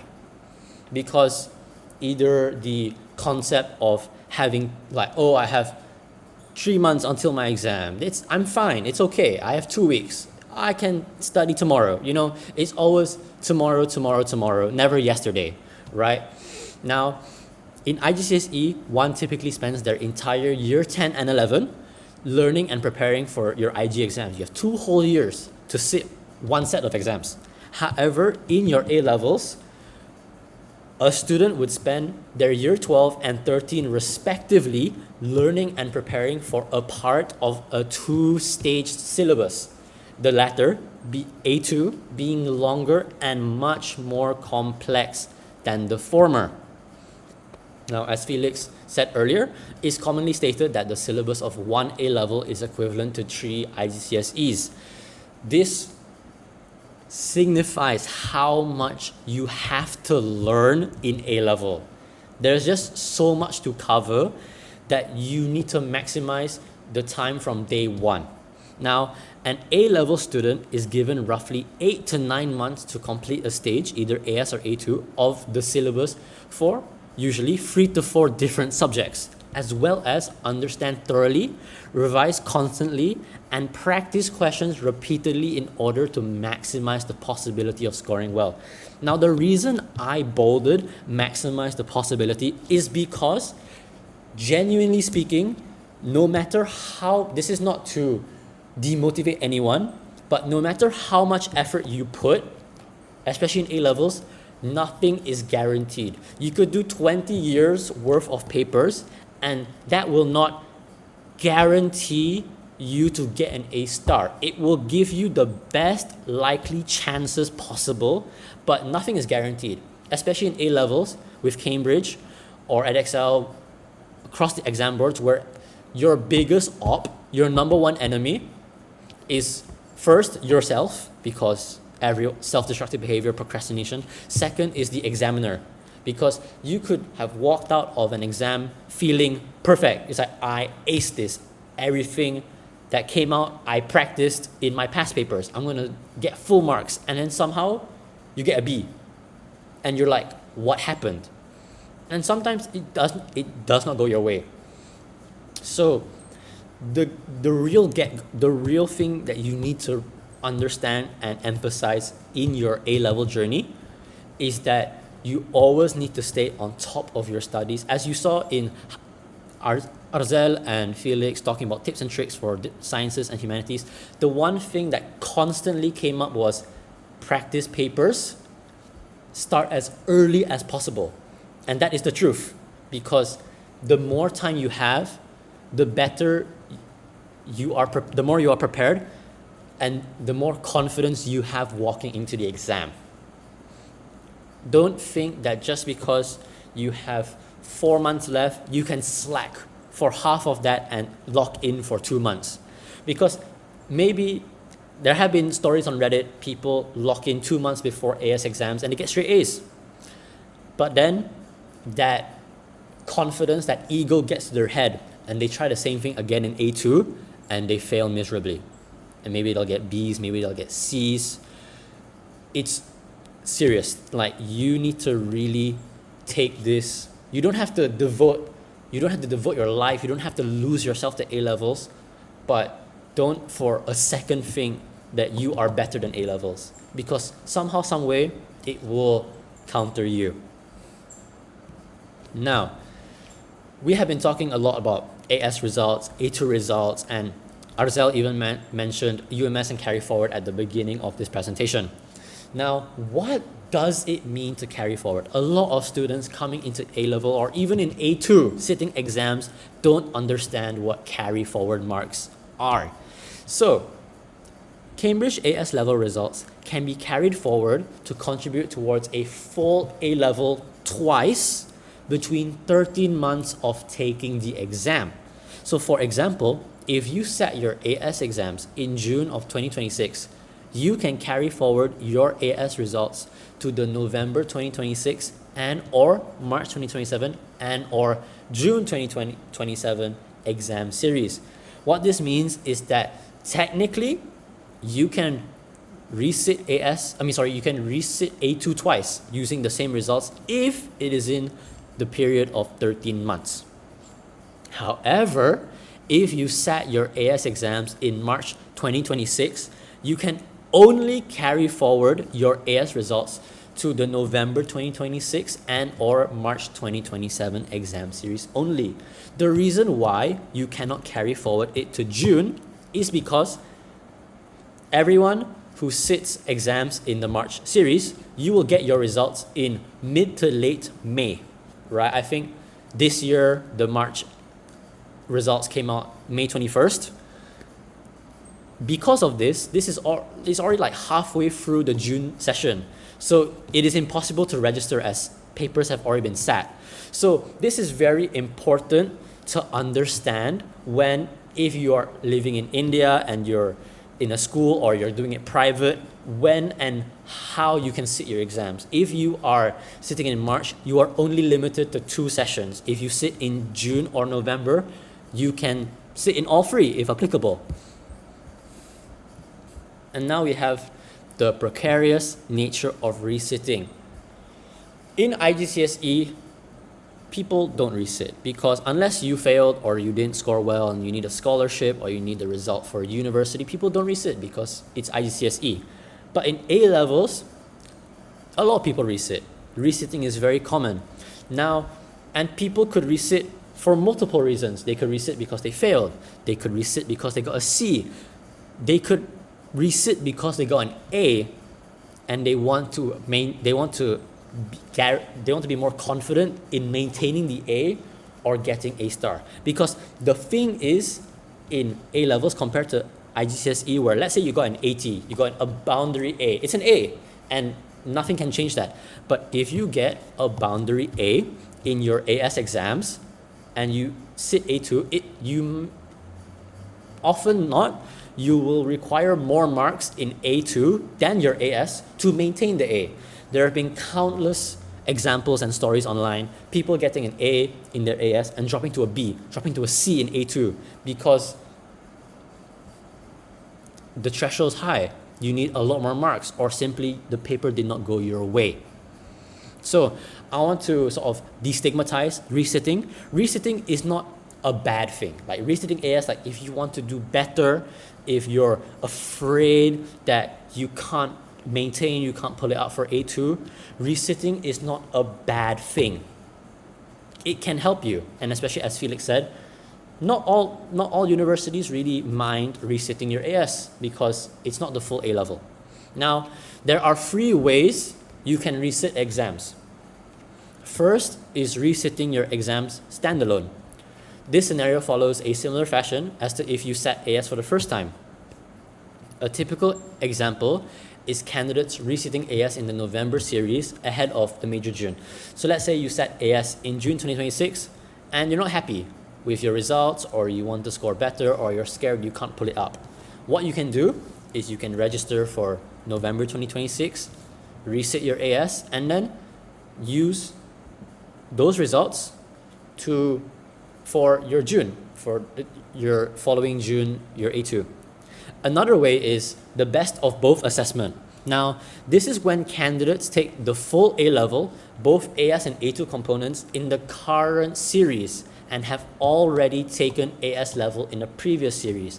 Now, another example is that, okay, I sat AS in June 2026. I'm not really happy with what I got, but I don't think I will score better if I sat it in November.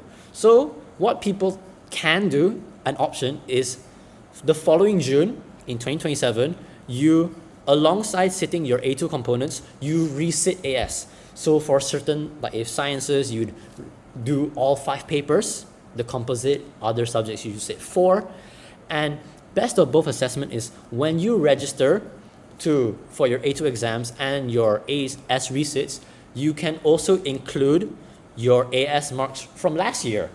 Now, what happens when you do this is that Cambridge will take the best set of AS marks, whether that is from the previous series or current series. So what this means, let's say, when you resit your AS alongside your A2 components, you actually score worse than when you did it last year. Maybe boundaries are higher, maybe the paper is harder, maybe you weren't as prepared. No worries, because Cambridge will take your last year's marks and they'll add it to your A level and you will score higher. However, some people think that, let's say you reset AS twice. So technically you have 4 papers, 2 of each. There is no mix and match. Let's say I took AS Maths twice. You have Pure Math 1 and Statistics 1. Let's say last year you did really good in Pure 1, bad in Stats. This year you did terrible in Pure 1, but amazing in Stats. Cambridge, there is no mix and match. You can't take the best of any paper.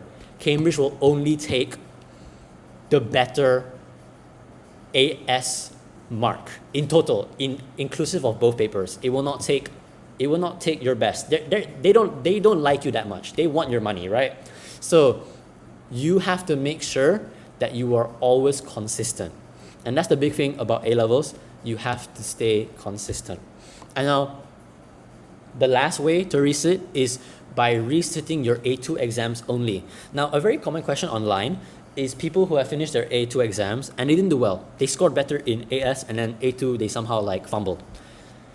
People think that the only way to get back to A2 is by resitting your AS. However, that is not the case. As I had mentioned in the previous slide, you can resit A2 exams of any staged subject without retaking AS exams if it is in the 13-month validity period.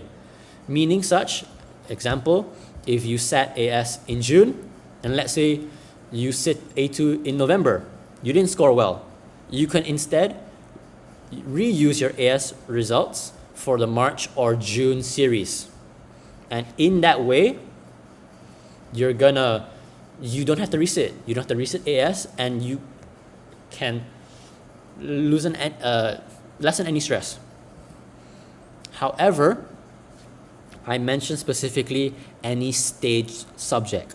A staged A level is an A level that allows you to split between AS and A2. There are A levels where you cannot do this. For example, modern languages like German, French, Spanish, Chinese, Urdu, you cannot split AS and A2, meaning you have to sit all 3 or all 4 papers at once.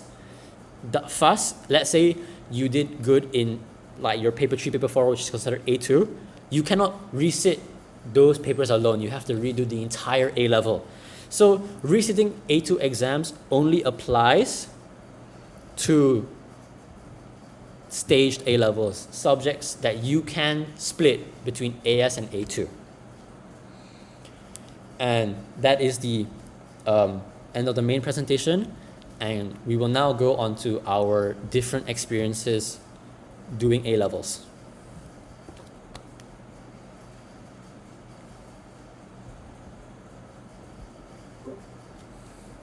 Alright, so thank you to Felix and Yoshie for their presentations. And as for my A-level experience, I don't really have much to share.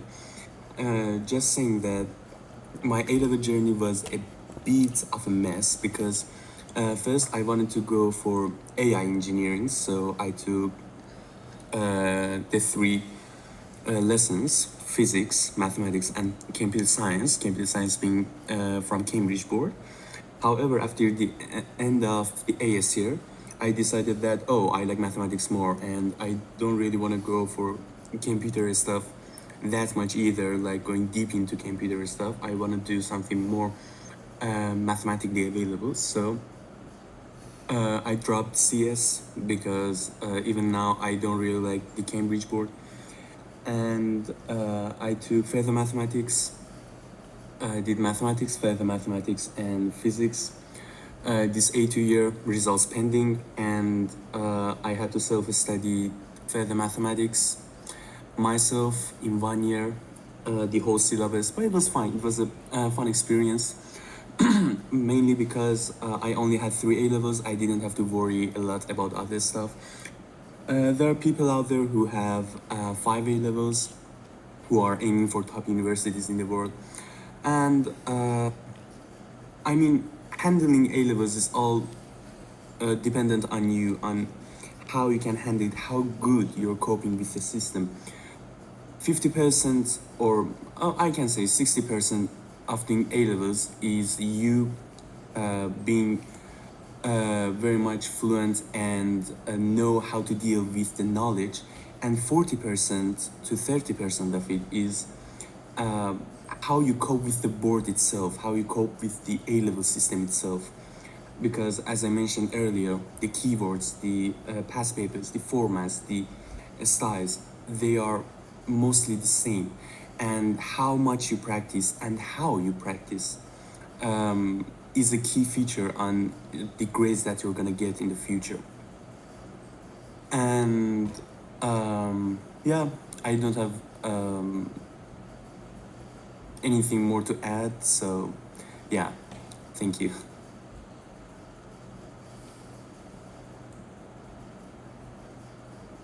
Okay, hi everyone. So I think we've pretty much covered all there is to say about A-levels, so I'm just gonna briefly share about my A-level experience. So the thing about A-levels is that it's important to be consistent.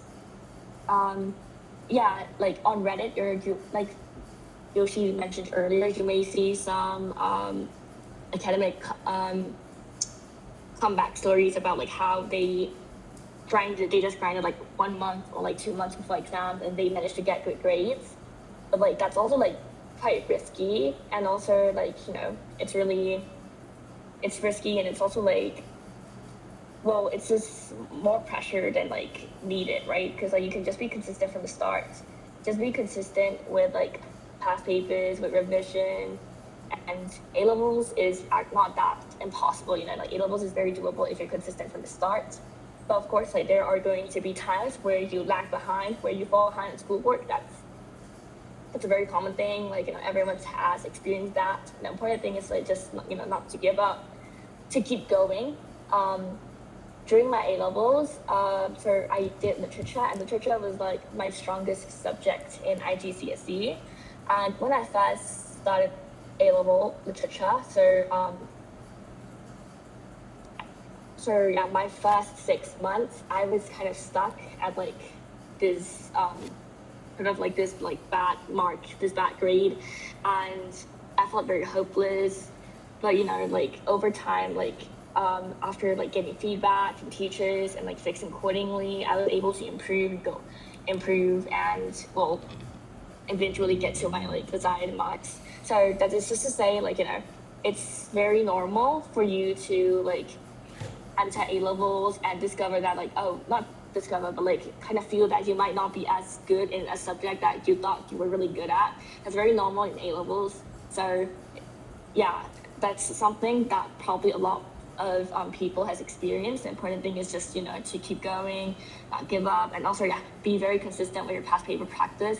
As for past paper practice, actually, I think, okay, so yes, of course, like past papers are really important, but I would say like the grinding thing is more for STEM than it is for humanities. That's not to say you don't have to do past papers for humanities, you still do, but I just don't think you don't have to like grind as much, because I feel like revision for humanities is quite different to STEM. So yeah, it doesn't matter like if you grind like 15 to 20 essays if you're not going to improve, if you're not going to change anything about your writing style. So the important thing is, you know, you have to practice past papers, but feedback is also really important, and it's important to be able to take that feedback and like adjust accordingly, adjust your writing styles, improve accordingly to the feedback. So yeah, it doesn't matter if you just keep writing past papers if you're not going to change anything about your writing style. So it's better to practice like 3 essays and see differences and improvement in every time you write an essay than just writing like 15 essays, which there's literally like no improvement, no changes. Okay, so yeah, revision for humanities. For STEM, I think mostly it's like the more past papers you do, like the better your grade is, sort of. That's not a thing for humanities. You can write 20, 30 past papers, that's still not gonna guarantee you good grades.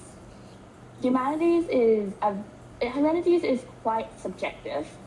I think it's more. I think that's something like everyone can agree on. Like, humanities is a bit more subjective than like STEM. I mean, sure, like there are going to be like standards that these examiners are going to have to adhere to, and also like there are like different examiners that's gonna like check your papers. It's not just like up to one examiner, so yeah, to make it fair and all that. But humanities is quite subjective, so that's something to remember. And so sometimes like maybe on AS results day, there has been a lot of cases where people end up getting a result that they did not expect. If it's like something that's like really, really, what you end up getting is like a grade that's really, really far from like your expected grade. Of course, like if you have the money, I do recommend remarking and all that. Like, remarking can help. Keyword being can, it doesn't really change the grade all the time. So of course, when you remark, there's always that risk that it's not going to change your grade and you might just lose your money. So that the remarking is it's just up to you. But for humanities, I recommend making a lot of essay plans. That applies for English, history, economics, like literally most humanities. So I don't recommend just like just force reading like the textbook and like wishing that it stick to you, like, and just making notes and studying the notes without practicing essays, because at the end of the day you're gonna have to write an essay on those topics, and your essay has to be like a clearly structured, like logical arguments. So it's important for you to improve your essay writing skills, for you to be able to get good grades. It's not about how much you remember, it's about how well you can write. You can remember like literally everything from the syllabus and still not write a good essay, in the same way that okay, so in A level, if you take humanities, sometimes you may meet classmates who may not seem to study as much as you or whatever, and they might get better grades than you, and you might think, oh, that's not fair at all. But the thing is about humanities is that they test your essay writing skills. So it's more about how well you can write an essay. And also the thing about memorizing in humanities is that it's also important to be able to recognize what is the important information and be smart about what you study than just blindly studying everything. So when you study something, when you're gonna make notes, I would suggest making very concise notes, and then remove all the unnecessary information, the fluff, the extra details, the fun facts that you're not gonna use in your essay, and make very compact notes. That's why I highly recommend making essay plans, because with essay plans, that way you're already kind of filtering out all the unnecessary bits, and you're only gonna include the information that you're gonna actually be able to use in your essays. So essay plans really help. For AS Maths, I did not do mechanics, so I'm not sure if I can explain that. But yeah, we can go over that in the Q&A section. But for AS Maths, you can ask when we're having the Q&A session. But yeah, overall, I just want to say your mentality also your mental also matters a lot for A levels, and for literally every other huge examinations. So the important thing is just to be consistent, to keep going, and to not compare your progress to someone else. It doesn't matter how you reach your end goal. It's only matters that you reach the end goal, right? So don't compare yourself to your classmates. Some of your classmates, they may be doing way better than you. That doesn't mean you're not gonna get a good grade at the end.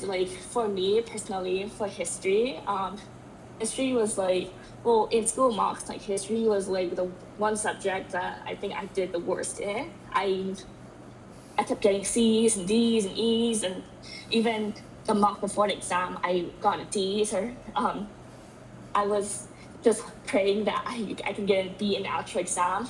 But in the actual exam, I did end up getting an A. And a lot of my classmates, other classmates who also were not doing well in school exams, did end up getting an A.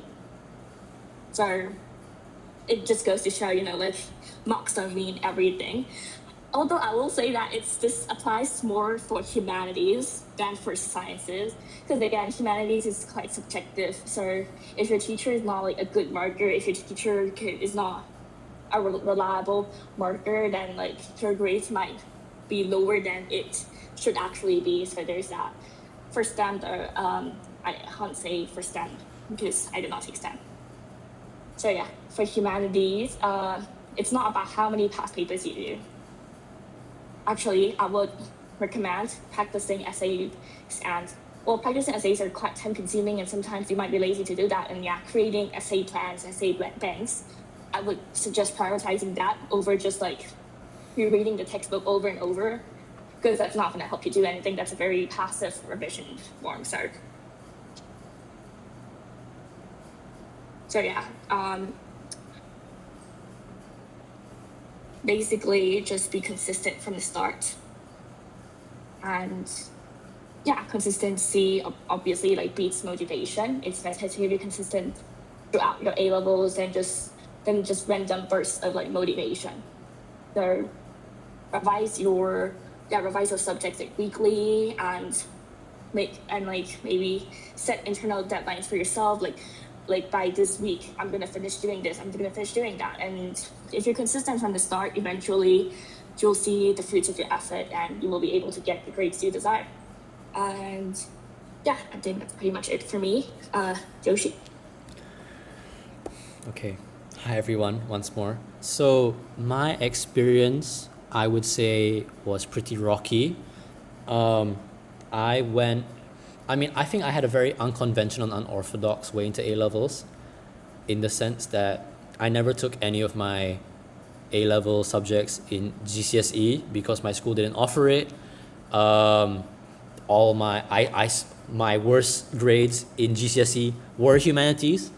I chose to take humanities, and I also took an accelerated course for A-levels where excluding holidays, it was around 12 months of class, including holidays was 15.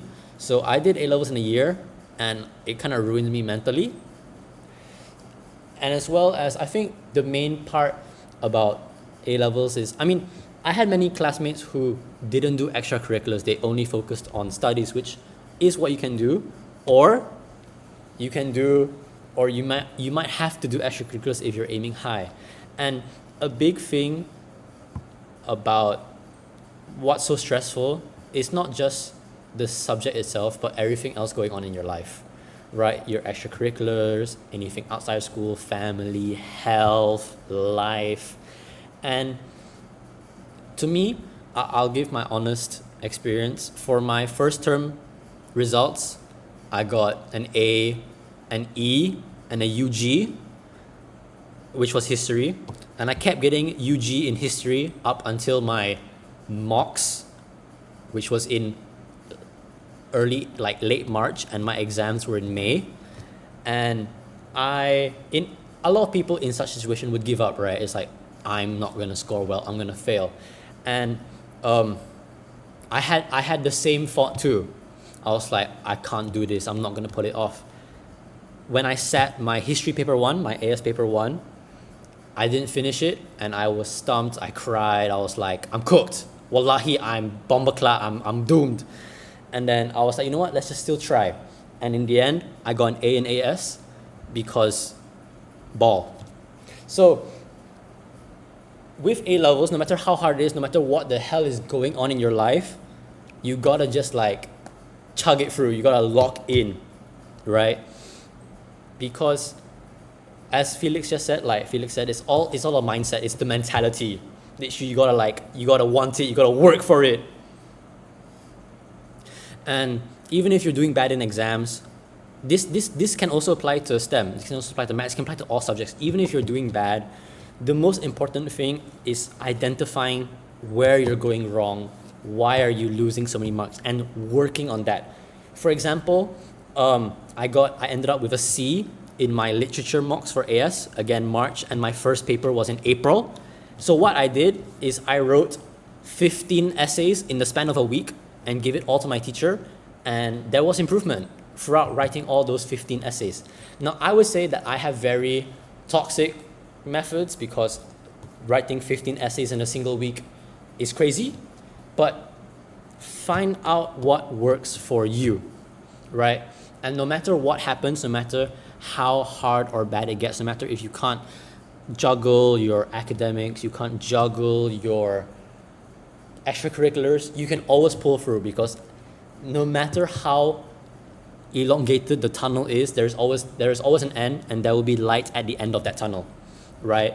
And I think Felix and I have said this before, especially Felix, if you have the time, if let's say you have the opportunity to do A-levels in a full year, do it. Don't think that because you got 9 A star or like a bunch of like 7 A's and A stars in GCSE, you can do an accelerated course. Some people can, some people can't. And it's all about if you really want to risk it all. And I would like to say, to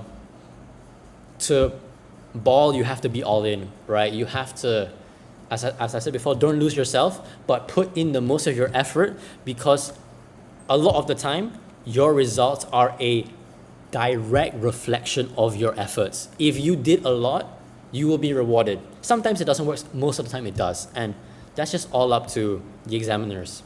But no matter if, like, let's say you walk into the exam, like, and the topics that on the paper are things that you're weak in, things you didn't study for, or like things you didn't prepare for, the world is not crashing down and ending, okay?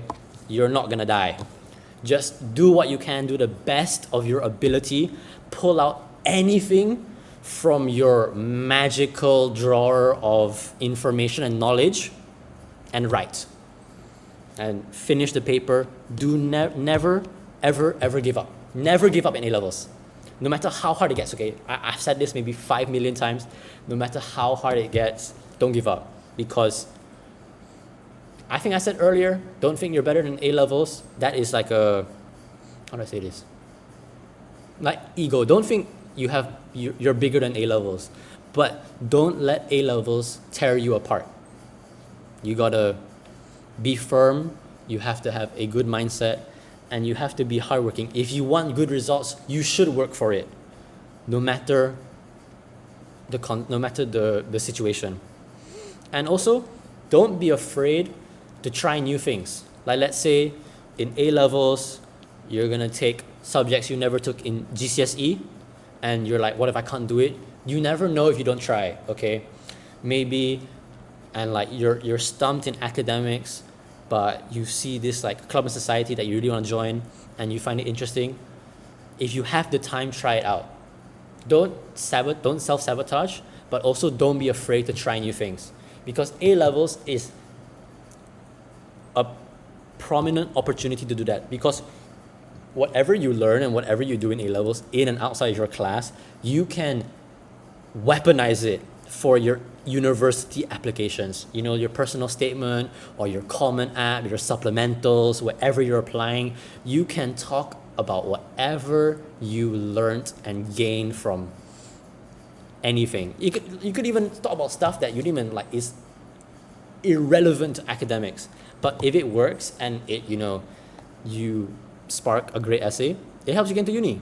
And that's the thing. Don't be afraid to try new things, and just because it's unconventional doesn't mean it won't work. Just lock in. Be all in. Sometimes you have to YOLO, and YOLOing is not that bad. All right. Thank you. And now we will be. I just want to add. Sorry, yeah. Oh, so now will be the Q&A time. First, we'll address any questions in the thread, and then afterwards we'll address the questions in the stage chat. Yeah, also I just want to add, A-levels is not the end of the world, guys. There's more life sorry, there's more to life than A levels. I cannot even speak anymore. My bad. Yeah. So A levels is not the end of the world. If you don't end up getting the grades that you wanted, it's fine. It's again also as long as you meet the minimum requirements, that's all what matters. Okay. Sometimes you might feel, I don't know, bad that maybe you were aiming for 4 A stars and you didn't get it, and yeah, and because you worked so hard. Again, don't waste time just regretting about things. Again, if you meet the minimum requirement, that's more than enough.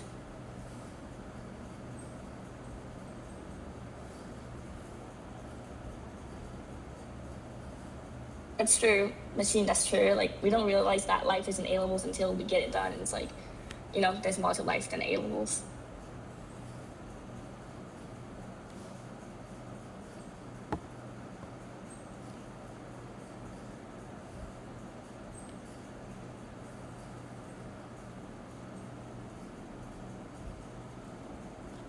Okay, how do we decide upon which extracurricular to do based related to our major? I would say an extracurricular that you can do, whatever your desired course may be, is essay competitions.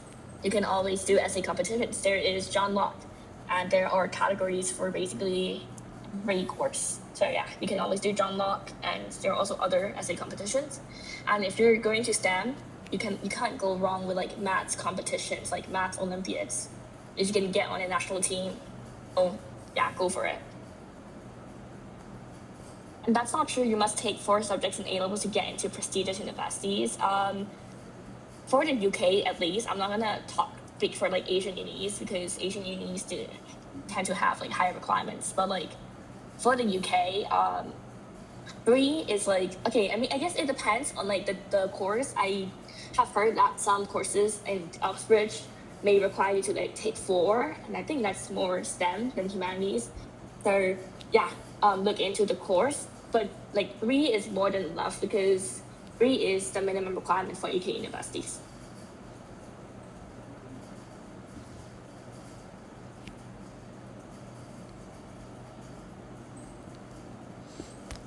I'll answer the question on extracurriculars for someone who's going to major in humanities. So, first off, it depends on the degree itself, right? If you're going to go into law, you're going to go into politics, you're going to go into economics. Your extracurricular should be relevant to, I'd say, something you plan to do after, economics. So let's say after doing an economics degree, you maybe want to venture into sustainability, or you're going to work in corporate. Your extracurriculars should kind of correlate towards that pathway, right?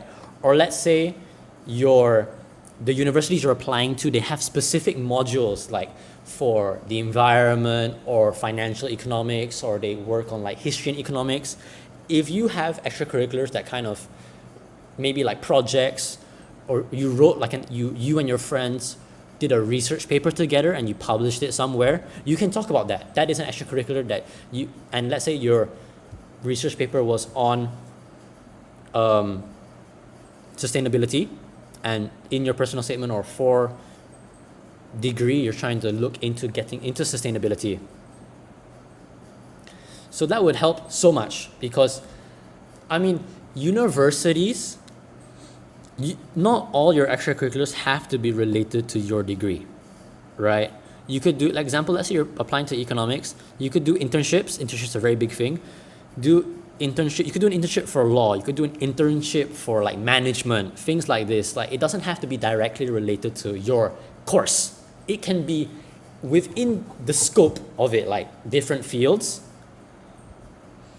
And what you learn, what you've gained from that experience, and you being able to write that in your essay is what's important. Because if you do extracurriculars and you apply to university and you don't explain the extracurriculars and you just list it there I did A, B, C, D, E, the universities are okay, everyone else has done this too. What's so special? What's so special about you? Why should we admit you? So everyone can do an internship. Everyone can do the John Locke essay competition. Everyone can write a research paper, right? But the most crucial part is what separates you from everyone else is what you learn from it, because everyone could do the same competition, but each person will gain something different. They will learn and be able to implement a certain thing in their future life. And that's pretty important when it comes to extracurriculars. It's just what you did, and especially if you're doing club societies or in communities, having a position like being the president, vice president, you're like the director of a department, is also important because it shows leadership skill. It shows you can work in a team. It shows that you understand information and you are able to produce a good product. That could be an event, that could be a paper, that could be a newsletter, whatever, right? It's all about what you learn from it. For example, my own experience, during my A-levels, I was also part of my college student council, and I did PR, so I did a lot of posting, interviews, videos, whatnot. I did a lot of writing, and anyone can do that, but what's important is what I gained from doing it and using that in my personal statement and my essays. And this applies to every other course. I had a lot of friends in student council who were going to go into medicine, who were going to go into engineering, but just because it's not directly related to your degree doesn't mean you can't take advantage of that. And that's the most important thing. Yes. To add to that, if you're gonna apply to UCAS, there's the third question basically, or is it the second? Yeah, second and third question. I think the third question asks you about extracurricular activities you've done. You've done aside from school. So yeah, it's good to have some extracurriculars that you can talk about. And also, if you got a good grade in your IGs and if you're interested in teaching, you can also tutor. You can also tutor. That's also a pretty good extracurricular. So personally, after my IGs, I started tutoring first language English, and law. So I want to go into law. So English law, somewhat related. So I was able to include that in my essay, and also try to find internship opportunities. But I understand that it can be hard because in some countries you don't really have such opportunities. In that case, maybe try to reach out to connections and maybe ask for shadowing opportunities. That can also help. Alternatively, there are also virtual internship platforms Forage, which you can find out more about, and you also get a cert, and you can kind of include that if you want in your personal statement. And essay competitions like Yoshie mentioned earlier.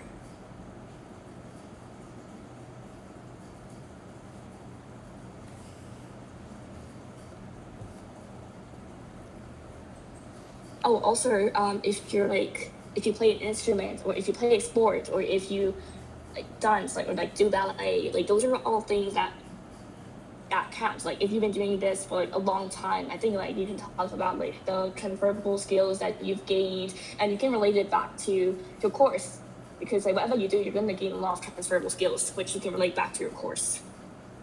And also it makes you an interesting person, right? Someone who's more than academics. So I guess it's more for US, because the UK does not really care much about it, but at least there's something you can write about. Alright, so someone asked here, what is the secret to consistency? I suffer from procrastination. Well, I mean, as a teenager, that's the most basic thing that you could be suffering from, okay? And I do not really blame you for that. And I say that even all of us suffer from that. But if you're really trying to get out of that, if you're really trying to get on a good plan and get to some good levels of discipline, first of all, you just need to make a plan. And after 1 week, after 1 week of going through that plan and doing it every single day, you get used to it. But do not skip it even one day. Do it for 3 weeks and it will become a habit. And then it is easy for you to just communicate with your lessons more interactively, more efficiently. For myself, I'm not a man of obeying a particular plan. I hate it. I hate obeying a schedule. I say whenever I want to study math, I will study math. Whenever I want to study physics, I will study physics. But that only works for me. For a lot of people, that doesn't work at all.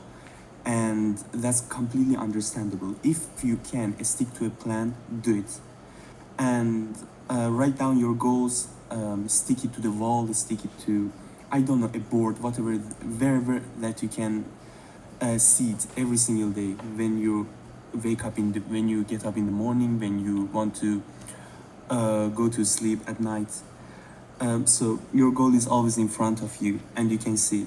That's just the way I can recommend, and that comes to my mind. You can restrict your app usage from the settings. There are a few apps that you can install that will reward you for however much time that you spend for studying. There are a lot of paths that you can take through that, but yeah, that's what I can think of. All right, so someone asked, how do you balance your study life with social life with friends and family, as it's something they want to work on? So as I said earlier, I did student council. I had a bigger social life, in my opinion, in A levels than I had it in GCSE.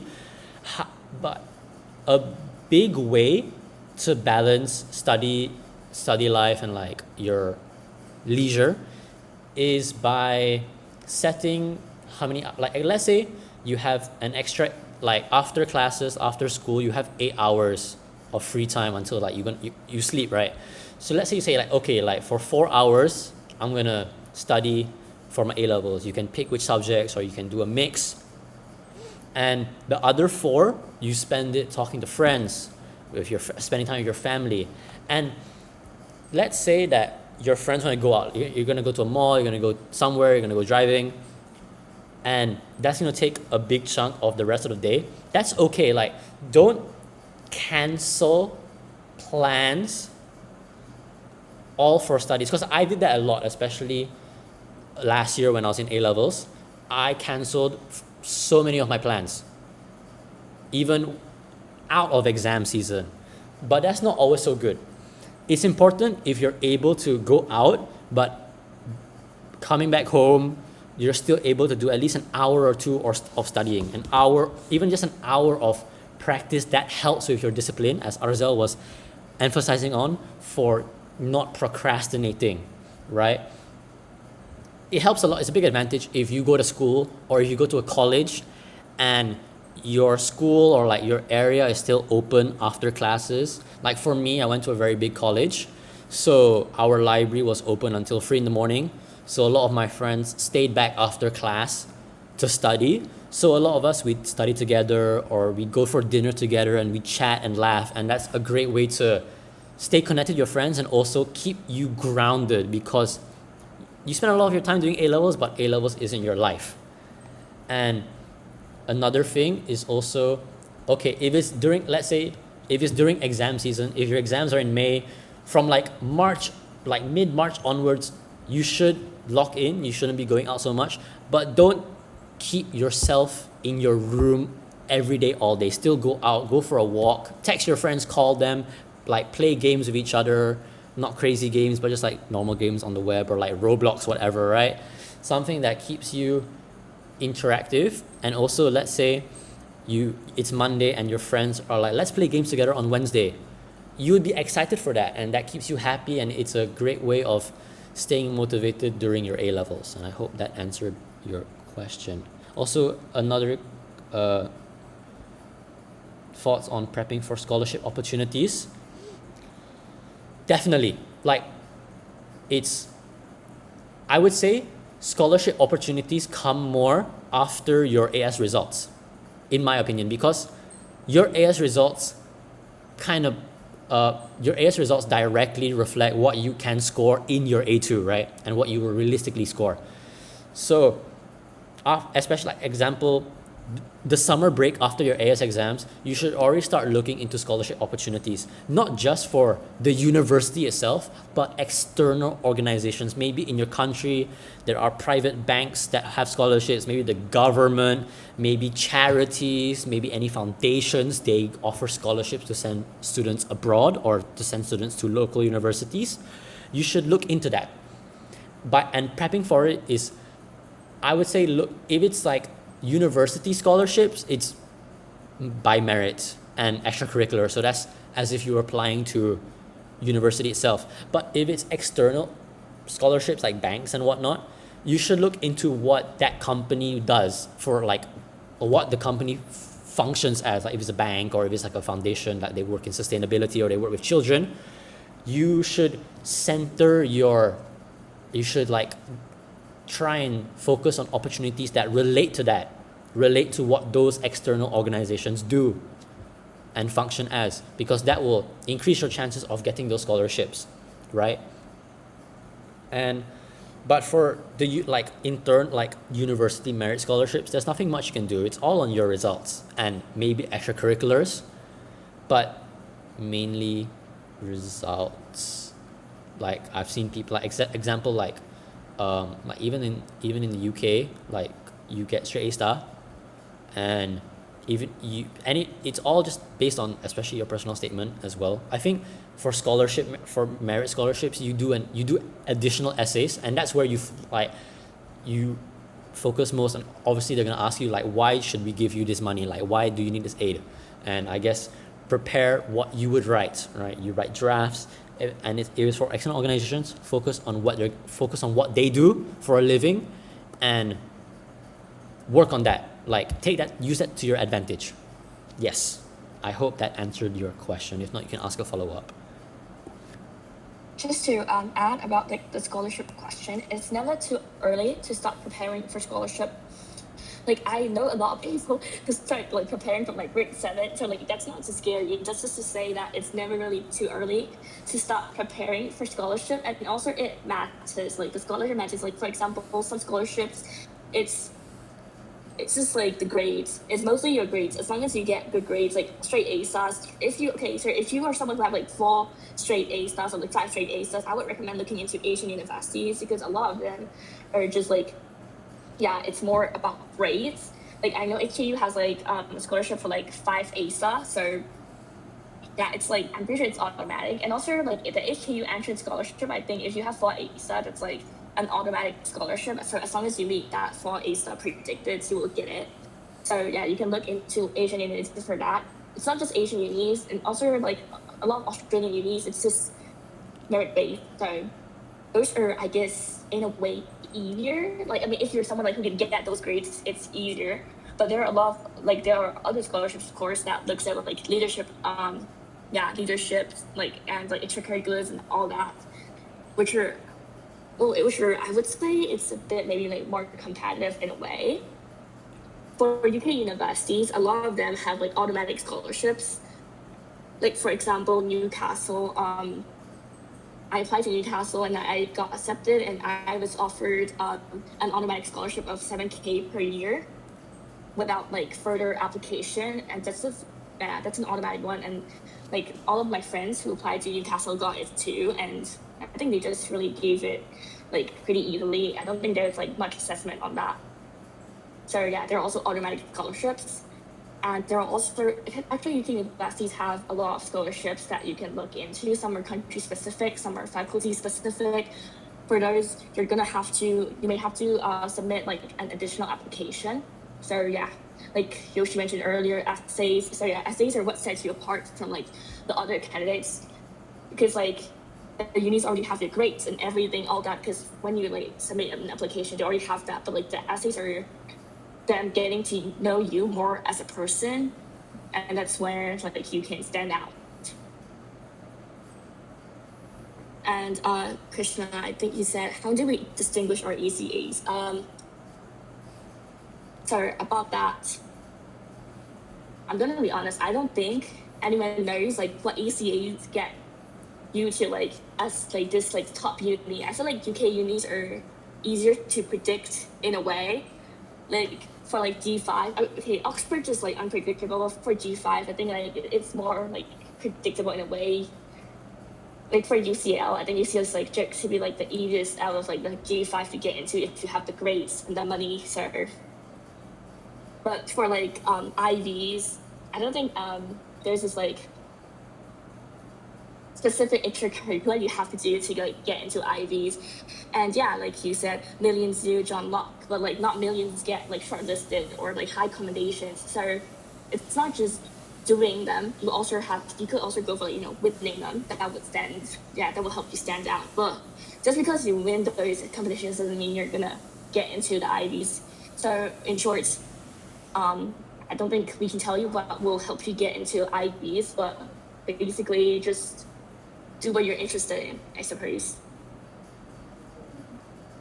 Someone asked by what time should we have a proper university in mind? So, Yoshie already answered that, but just adding to his answer, yes, of course. First of all, you choose the course. You find out which major you're really interested in. I mean, look, I've been someone who was saying from grade 10 that I'm going to be an AI engineer for sure, and there is no changing that.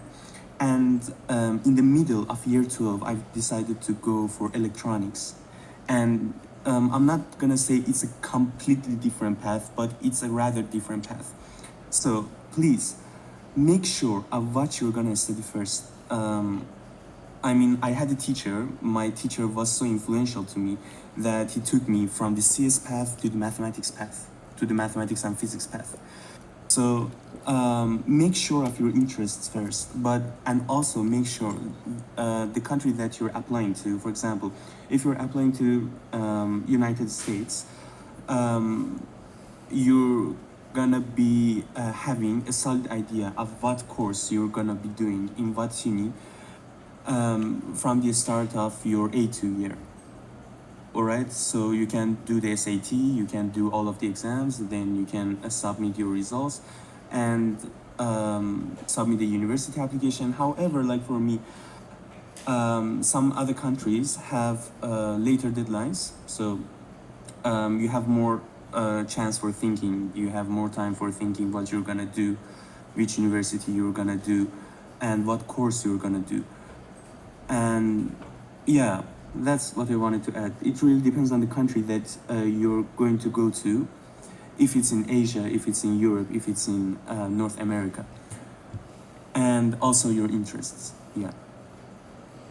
All right. I'm gonna first add on to what Arzhel added onto mine because he talks about how he switched course. I also same situation. From midway, I think from the start of my year 11, I was dead set on doing law. I was like, I'm gonna do law. I'm gonna specialize in the corporate law, and which first influenced my A levels. At first, I took A level law and I dropped it for history, and if you guys remember from the beginning when I explained general subject combinations, for PPE, maths is mandatory, and I'm doing PPE and I don't take maths.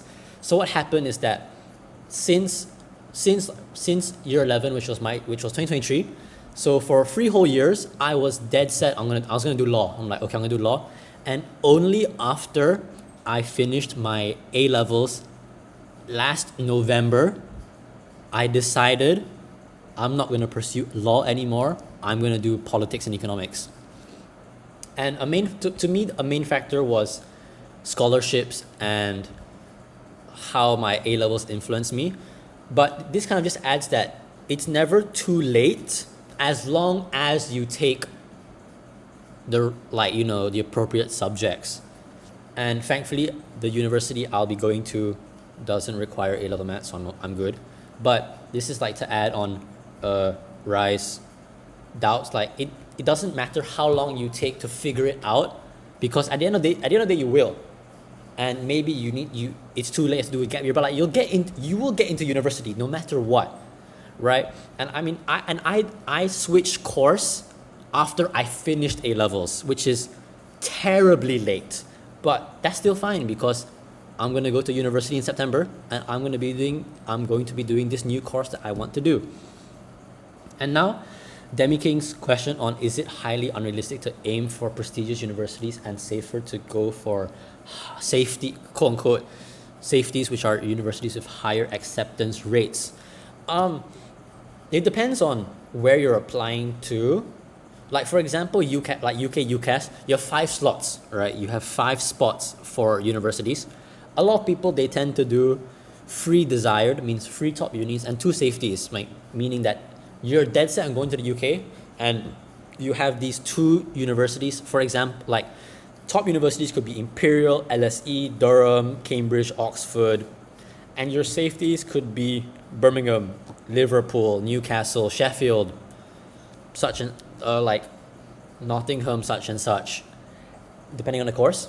And so you can split. You can have this. You can have spots for your top unis. You can have spots for your safety. Your backup options. Same for applying to the US, because you can apply to a bajillion. You can apply to every single university. So in that aspect, you can just apply to top unis. You can apply to lower tier unis. So it's not. And if you want to apply, like if all your options are top unis, like honestly, go for it, right? Because when I was thinking of applying for UCAS, all my 5 options were top unis. I had no spots for lower tier because I did not care. It was go big or go home, right? So it's not highly unrealistic to aim only for prestigious schools if you are pretty confident that you have a solid shot of getting in. But let's say if you're gonna end up going to this one country for university and you're not super sure, like maybe you're doing a very competitive course like computer science or engineering or pharmacology or medicine that everyone applies to, everyone's like cracked, you can consider applying to lower tier universities with higher acceptance rates. And maybe those universities could be better because they have a more specialized degree course that is better for you. Or like it's not a bad thing. Like you could apply to top, you could apply to bottom. Like, it doesn't matter. Because most universities, I mean in most countries, it's mainly just the US and UK that have a middleman that you have to apply through. Every other country you apply direct, right? Like Europe or Asia. So you can apply everywhere, and you can get into a bunch of unis, and you can deduce from your options which is your top pick for your upper bound, like your reach uni, like what you wish to get into, and then your realistic, like what you can get into and what you would prefer to go to. So it's definitely not highly unrealistic. Many people apply to top universities only, and many people apply to both top unis and safeties. So it's completely up to you. Just depends on like how much money you have, especially for US, because like you have to pay for application fees. So it's just like how much money you're willing to spend on applying to unis.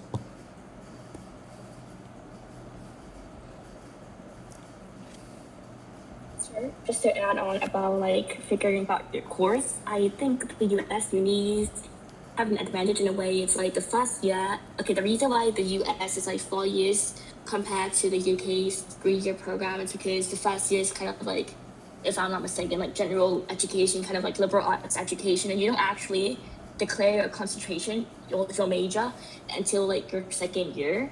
So you get to still explore what you want to study in uni in first year, and you can still change your mind. But I think it's like if you're gonna change like completely to like another like stream, like from arts to like science, maybe there is like an additional requirement. I'm not sure, you can check on that, but yeah, you can consider the US too if you're like not entirely sure about like the specific major that you want to go into.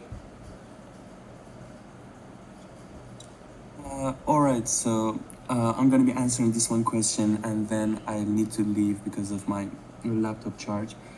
I don't have any more charge on me. So, could each of you share experiences where you thought something would be one way, but you ended up being mistaken? Yes. I can say the worst mistake that I made during my A-level career was being fixated on going to either Europe or North America for my university. So I'm not saying that's the wrong thing to do. No, you definitely have your aim, you definitely have your goals, and you're gonna try for that. You're gonna do the SAT, you're gonna do the ACT, as you said in the same message. For Europe, you're gonna have the A levels. However, the thing that I'm gonna tell you: do not be fixated on only one location if you're migrating anyways for your for pursuing your studies into university. I mean, if you're going to into another country, if your main goal is Europe, okay, sure, go for Europe, but also check out other countries in Asia as well. Check other countries in North America as well, in any continent, because like for me, for example, I didn't have the sufficient financial support for me to go to Europe. So I had to look for good universities again, and I decided to go to Asia. I decided to go to China.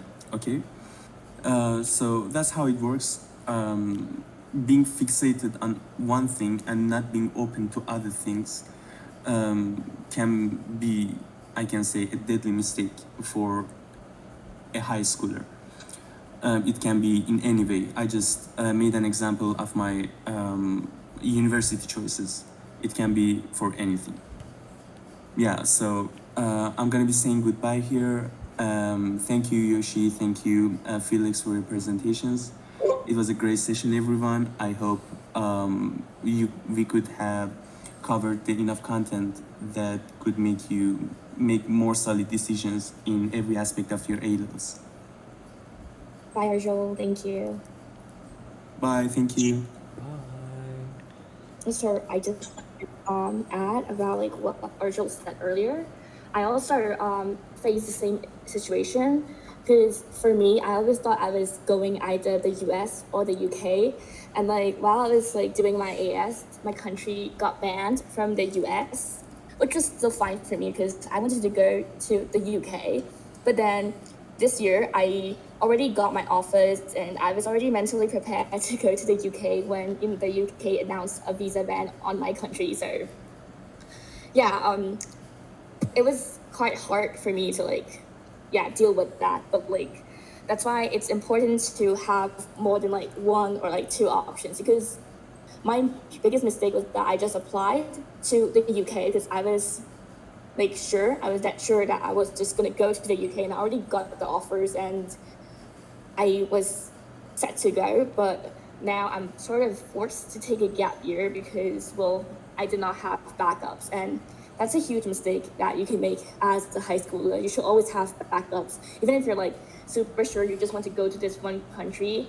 There may be like unforeseen circumstances that could come your way, like be that financial or like some like visa bans or anything like that. So definitely be prepared to have like backup options. Sometimes you may have to end up going somewhere that you never imagined you would go to, that you don't particularly like. That's why it's good to be like open to like everything. Just don't limit yourself to like one country or like one course. And sometimes I feel like with Europe or like Western countries, we tend to view it from like very like highly romanticized, like rose-tinted lenses, but like it's not all sunshine and rainbows there too. So personally, I always wanted to, well, I'm from Asia, so I wanted to leave Asia, right? So, but yeah, it's not like, just don't like limit yourself to like one country or like one region. So be open to change and have backup options. Alright, so I'll also share my experience. So obviously Arzhel and Felix have already talked about like backups and like last minute changes, which I also faced, but I won't talk about that since that's been covered. My main experience that I thought something would be one way, but I ended up being mistaken, were my A-level results, because for context, I got AAB in my AS and I was predicted A-star AA, and I genuinely believed I was gonna get A-star AA, or at least AAA, because I worked really hard. I was super confident. I was like, I got this. Like, I put in everything. I'm like, there's like no way it doesn't. And then my university offer was ABB, right? My conditional offer. And when results day came in January, I got BBB, and it broke me, right? Because the thing was, I only applied to one school, which is because there's only one university in my country that offers PPE, and I didn't end up applying to the UK because of finances.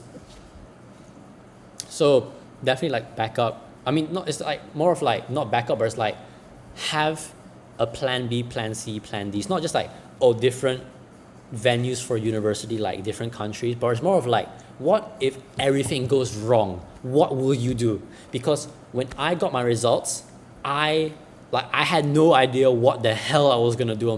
I was stuck. I was like, because it was something I never expected to ever happen, right? So it's very important that you stay humble and you stay complacent. You're like, okay, like what if it all goes wrong? Like, what can I do? What are other possible things I can venture into, right? So for me, I ended up resitting my A-levels, and touching wood, I meet my conditional offer.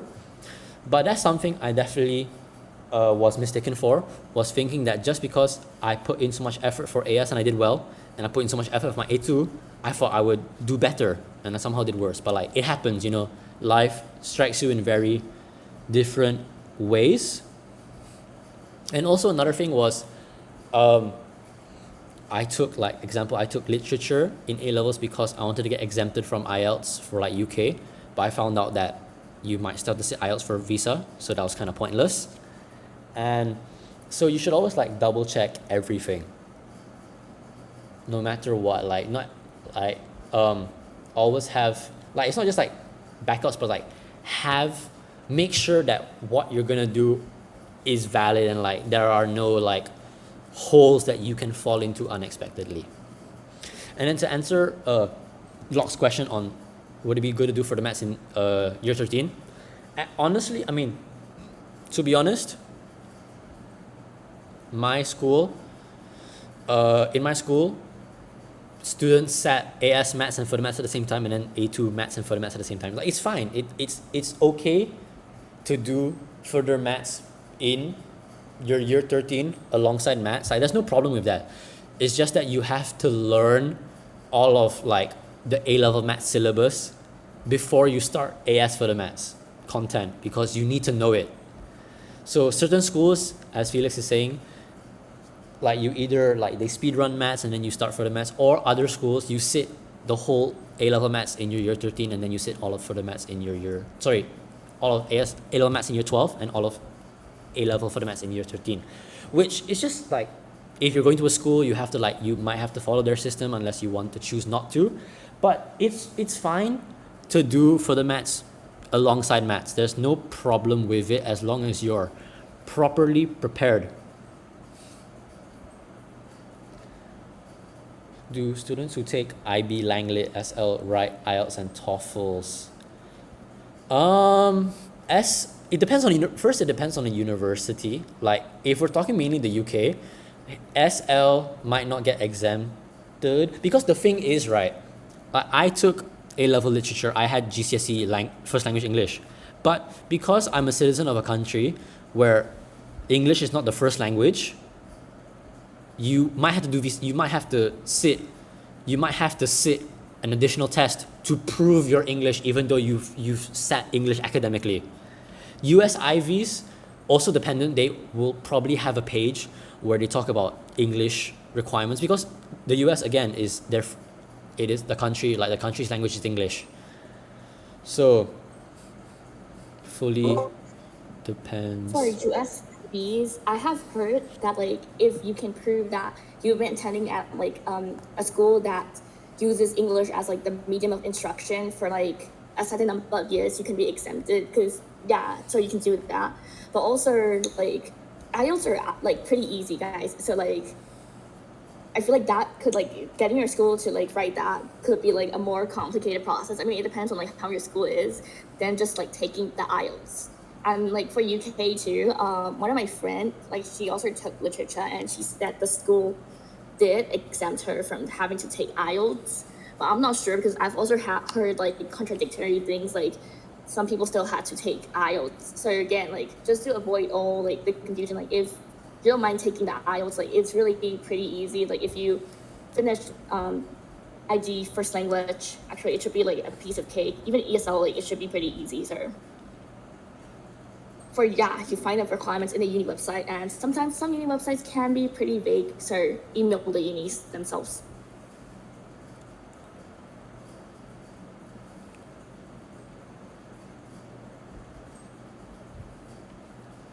I will say that Australian unis do exempt you from having to take IELTS or TOEFL if you do A levels, and I'm pretty sure the same goes if you do IB or like any international curriculum. I think. If you want to find requirements in university websites, most of the time, it's on the webpage of the course itself. When you scroll down, like after all the course content and crap, you will see entry requirements. But some universities have like equal requirements for all courses, or like all STEM courses have like this requirements, all humanity courses have this requirement. So, but you all like on the main university website, you have to just look at like admissions. If it's not on the course page, go to the admissions page, and like usually they will say entry requirements with the tuition fees. Okay, if you don't take AdMats in IGCSE, you can answer, Felix. Sorry about that. Like, what do you mean by 87 plus? Do you mean like percentile? So about that, like, it's fine if you don't take A maths in IG, but it's just, I hope you know that it's just gonna be like a bit maybe like harder for you. Like the whole like pure maths content, not the whole, like nearly like 90% of like the content of like for pure maths in A level, it's basically IG ad maths. So your classmates who did ad maths will probably be chilling like during during pure maths, because that's something they've already learned. But you might have to struggle like at the beginning a bit, but that's not to say it's entirely undoable. Like, I know a lot of people who chose to take A-level maths without having done IG ad maths, and IG ad maths is also not a guarantee of like you being able to do well in A-level maths. So you just have to know that like you may have to put in more effort than like the people who did IG ad maths. So just be prepared to put in more effort. Yeah, just to add on to Felix, we both know people, and I also have like school friends who took A-level further maths without doing IG at maths or equivalent. Like they only had normal maths, and they did it like they could get A star and A. It's just that like it requires a lot more effort compared to, I mean, for the maths it's a different story lah, because everyone's cooked. It's different. But like for A-level maths, I also know a lot of people who didn't do at maths. You can score well. Your friends, like if you have classmates who did at maths, they will have the advantage because they've learned all of like pure one already. But that doesn't mean you can't score higher than them. It just means that you will need to probably put in more effort, but it's very manageable as long as you dedicate time to like understanding the content and paper practice. Because at the end of the day, like example, I'll say like for A2, like for pure 3, and like if you do stats 2 or mechanics, everyone is in the same boat. Even if you did at maths or you didn't do at maths. It's like for econs, like you did GCSE econ, by the time you hit A2, like everyone's in the same boat.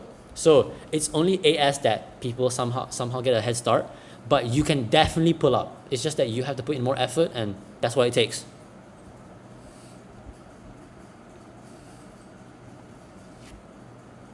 I will say that like for every subject, if you did it in IGs, you will have maybe not an advantage, maybe like the slightest advantage. But like for maths though, it's like clear advantage.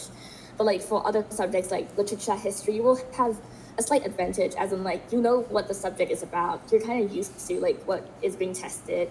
I mean, it's at A level, so it's at a higher level, of course, but you know you're still familiar with the subject, so you will have a slight advantage, like of like doing the IGs. Like for history, I would say the advantage kicks in more in A2. Like for example, I did IG history, and for my Dutch studies I did Germany, and then for A2 like we had to study Hitler's Germany, and so I think it was easier for me to like, remember the content than someone maybe who didn't do IG history. And the same goes for like other like humanities subjects. Like for econs too, I would say AS econs is like 70%, like 70% of AS econs is basically IG econs. So I think for econs, like for during my AS, I was slacking off a lot, and I was still able to score well because I can remember like the content I learned during IGs. But if I had not done IG econs, it would be an entirely different story. For AdMaster, like there is a clear advantage, but that's not to say that if you did IG AdMaths, you can just slack off in A-level maths. That's not true at all. You still have to do past paper practice, but you're already familiar with like topics. So you still have to grind papers. For maths, I feel like maths especially is like a past paper grinding subject. So you need to grind. Like the more you grind, the better your grade is. To answer Krishna's question on how to check for financial aid and scholarship for unis, there will be all university websites will have a page specifically for scholarships, funding, and aid, and you can just look through. Most of the time, when you apply for scholarships, it's not you will write. Usually you write additional essays, you submit a form, and you like write an additional personal statement as to why you should get the scholarship. Rarely you will have this, and then you probably will have to do like interviews. They'll like interview you for it. Rarely you will have to sit an exam and you will get a scholarship based on this, like an external exam. Usually, if that's for exams, it's like your A levels, merit scholarships, where if you got like 3 A's, you get this much. You got 4 A's, this much. You got 4 A stars, you get full scholarship, for example. So rarely enough is there an exam you have to sit specifically for the scholarship. It's usually essays and interviews. And to elaborate on the financial part of uni apps, I'm not really sure what you mean by. I'm going to assume you mean like applying for universities, the financial aspect of it. Is that what you're trying to say? Okay, so when it comes to the UK, like for the UK, like you pay a base fee of like I think it's £60 to apply for the 5 universities. So some countries waive, like if it's certain, especially in the US, where you apply for Common App, but you have to pay different fees. You have to pay fees separately for each university you apply for. Certain universities will waive the application fee. Like you don't have to pay it because they want you to apply. Other countries like in Asia, you may not have to pay an application fee, but if you want to get into the course, you have to pay an enrollment fee. So usually it's not that. I think I've heard people apply to over 30 US unis, and like the total cost was like $1,000 or ish, like without waive. Like you apply to like 30 and like they had to pay a lot of money. So like when you apply to university, the only thing you really pay for is applying, like submitting the form. Like Australia, you have to pay to apply, but that's the only part of application. I think if you pay more money, it's like to enroll or like to pay semester fees. That's from my experience. I just want to add on, like, I was applying to some unis in the Netherlands, so earlier, like, and a lot of the unis like the application fee is around like 50 to like 75 euros. But Tilburg has no application fee. So yeah, for US unis, I think the application fees are pretty, pretty expensive compared to other countries. I think it's like around over $100, like $165 around that. I think it also depends. I'm not sure if it's somewhere around $100. I think the UCAS is probably like the cheapest one, because UCAS is like, it's like £29 for like all 5 unis. And to be honest, like UCAS waiver, like you can easily get like the waiver code too if your school is like partnered with, like actually a lot of like the education like consultants, like if they're like officially partnered with UCAS or something, they offer their students the UCAS waiver code, so you don't even have to pay that. And for Hong Kong universities, I think it's around like 500 to 600 Hong Kong dollars. For Singapore, it's pretty cheap. I think it's like 15 to 20 Singapore dollars. So yeah, you just have to do some research into like what uni you're applying to. Some countries can be more expensive. To answer Krishna's question on how you get scholarships for financial aid for US unis to reduce tuition, typically, if you're applying, You fill out the FAFSA. you fill out, Sorry. you fill out forms for that. You need aid because like your like household income is not that high. Also, it depends on like if you apply to Ivies or like the top universities, they're typically need blind. So with your offer, you will typically, like alongside your offer, you will get a scholar. They will say like, okay, like we have accepted you and we're gonna give you a 70% tuition grant, right? So that's typically how it works for US unis. Like once you apply, because during your application you will be submitting forms and to show like you show your income, and then once you get the offer, they typically give you aid alongside it. Like you don't have to like wait longer, they give it together, especially for state unis like Oregon or like Alabama, whatnot. If you apply, like you get an offer like, okay, and we're gonna give you like 40,000 off. So that's how it works for the US. Like as soon as you get an offer, you typically get your like tuition grant or like a financial aid listed as well. That's true. US tends to be very generous with financial aid, but the UCs are known for being quite stingy. And NYU is also known for being really stingy. So if you need financial aid, you might get rejected on that solely. And yeah, someone asked, do you need to learn certain language for school? So it just depends. Like some unis, like, okay, for Netherlands, a lot of the courses are taught in English. So technically no, but I will recommend you to learn Dutch, because I mean, when you apply for like internships or like, I feel like if you want to get involved like extracurricular opportunities, of course, like it's better that you know Dutch, and also like for like the socializing aspect. So it's good to know like Dutch. The courses may be taught in English, but like, you know, for other opportunities, like if you want to apply, you should know Dutch. And also I have heard that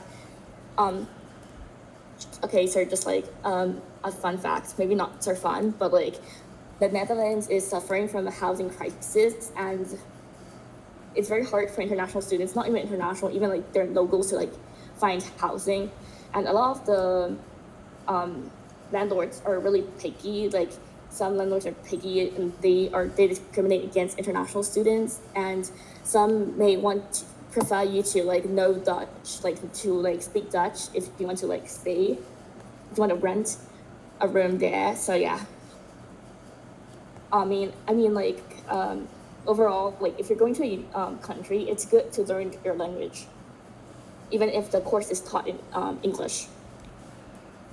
I would also like to add on to Felix, because a lot of European countries, like namely like Germany, Spain, Hungary, whatnot, it will say the course is in English, but you might, like as an international student, you might have to do like modules that are in the native language. So it's technically like a bilingual course. It depends on the university, but like as a international student, you might have to like sit intro courses, or have to do like you have to learn like history or like global studies in like the native language, like it's very like nation specific subjects. But generally, like you could get through university without learning it properly. But it's like if you want to like, especially like if you want to work in the country afterwards, definitely like you have to learn a language. To answer the question on the negative scholarship schemes, so typically, let's say if you get usually there are tiers to it, like depending on your level of funding, you're given like a benchmark to maintain. At most, when it's I think for most like unis worldwide, the general standard is like if you have like the highest scholarship possible, if they've given it that to you, you must maintain a 3.5 every semester, or like at the end of the year you have to have a 3.5, or it's every semester you need a 3.5, which is the equivalent of an A. So you need to like have an A overall like every term or every year. First class grade is not that's not in the scholarships do not really give for first class. That's separate. First class and scholarship, they don't like mix it together, but it's typically like having a 3.5 will secure like it's for like top, like to maintain your higher scholarship. But always when you apply and you get the aid, if there is this like benchmark, it will be stated in your offer letter. Also, does universities allow you to work part-time? Okay, the university timeline, it can yes it can, because in university you won't have classes every day, or even if you do, it won't be like 6 hours. You could have like 4 hours of class or 2 hours of class. You could even only have classes for 3 days of a week. So actually, because a lot of people in university, both international students and local students, pick up part-time jobs to afford rent, afford food, like have some pocket money to going out and drinking, yada yada. So yes, the timeline realistically can allow you to work a part-time job like between 16 to 40 hours, but it's how do I say it? It's not just about if you can it's like if you can survive a part-time job in uni. It's if the country allows you to do a part-time job, because if you're on visa, you might have restricted like hours, like you can only do like max hours a week, or you're not allowed at all. So it depends on the country, but typically yes, if university has like the leeway where you can work, you will survive a job. It's just that can you actually apply for one? Typically, it's like 20 hours. That's the maximum for like international students to do part-time work. Sometimes, yeah. And some countries have like really strict regulations. Like I've heard that China doesn't really allow, like you need permission from your university or something like that. Yeah. To get flexible on-campus jobs, it can be competitive. I would say it's more competitive like during the breaks, because a lot of people, like if you stay on campus, like you want a job, like you work in the admissions office or like you do managerial stuff, administrative, but during like the semester it might be a bit better. However, it depends on your university. If your university is massive and like there's plenty of positions, then maybe like it depends. The ratio is like number of jobs to number of willing students, right? Because if big uni, a lot of jobs, but everyone wants a job, it's gonna be competitive. But if it's like a big uni, but like people generally like get off-campus jobs, maybe because they live off-campus, then you would have a good chance. So, but if you work in if you study in like a smaller school, smaller university, it might be harder because there are less positions, and maybe they would favor the older students, like because we're assuming like coming into year one, you want to get on-campus jobs.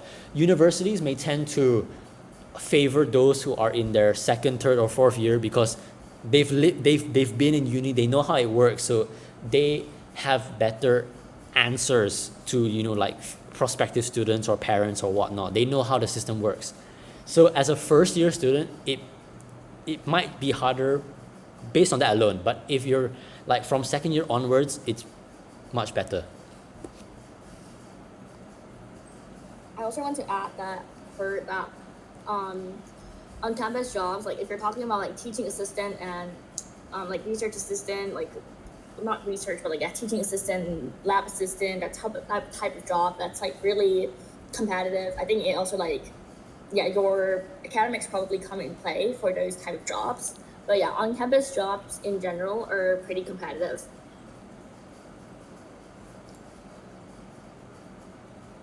So yeah, if none of you guys have like any other questions, we'll end it off here then, because it's already been like 3.5 hours.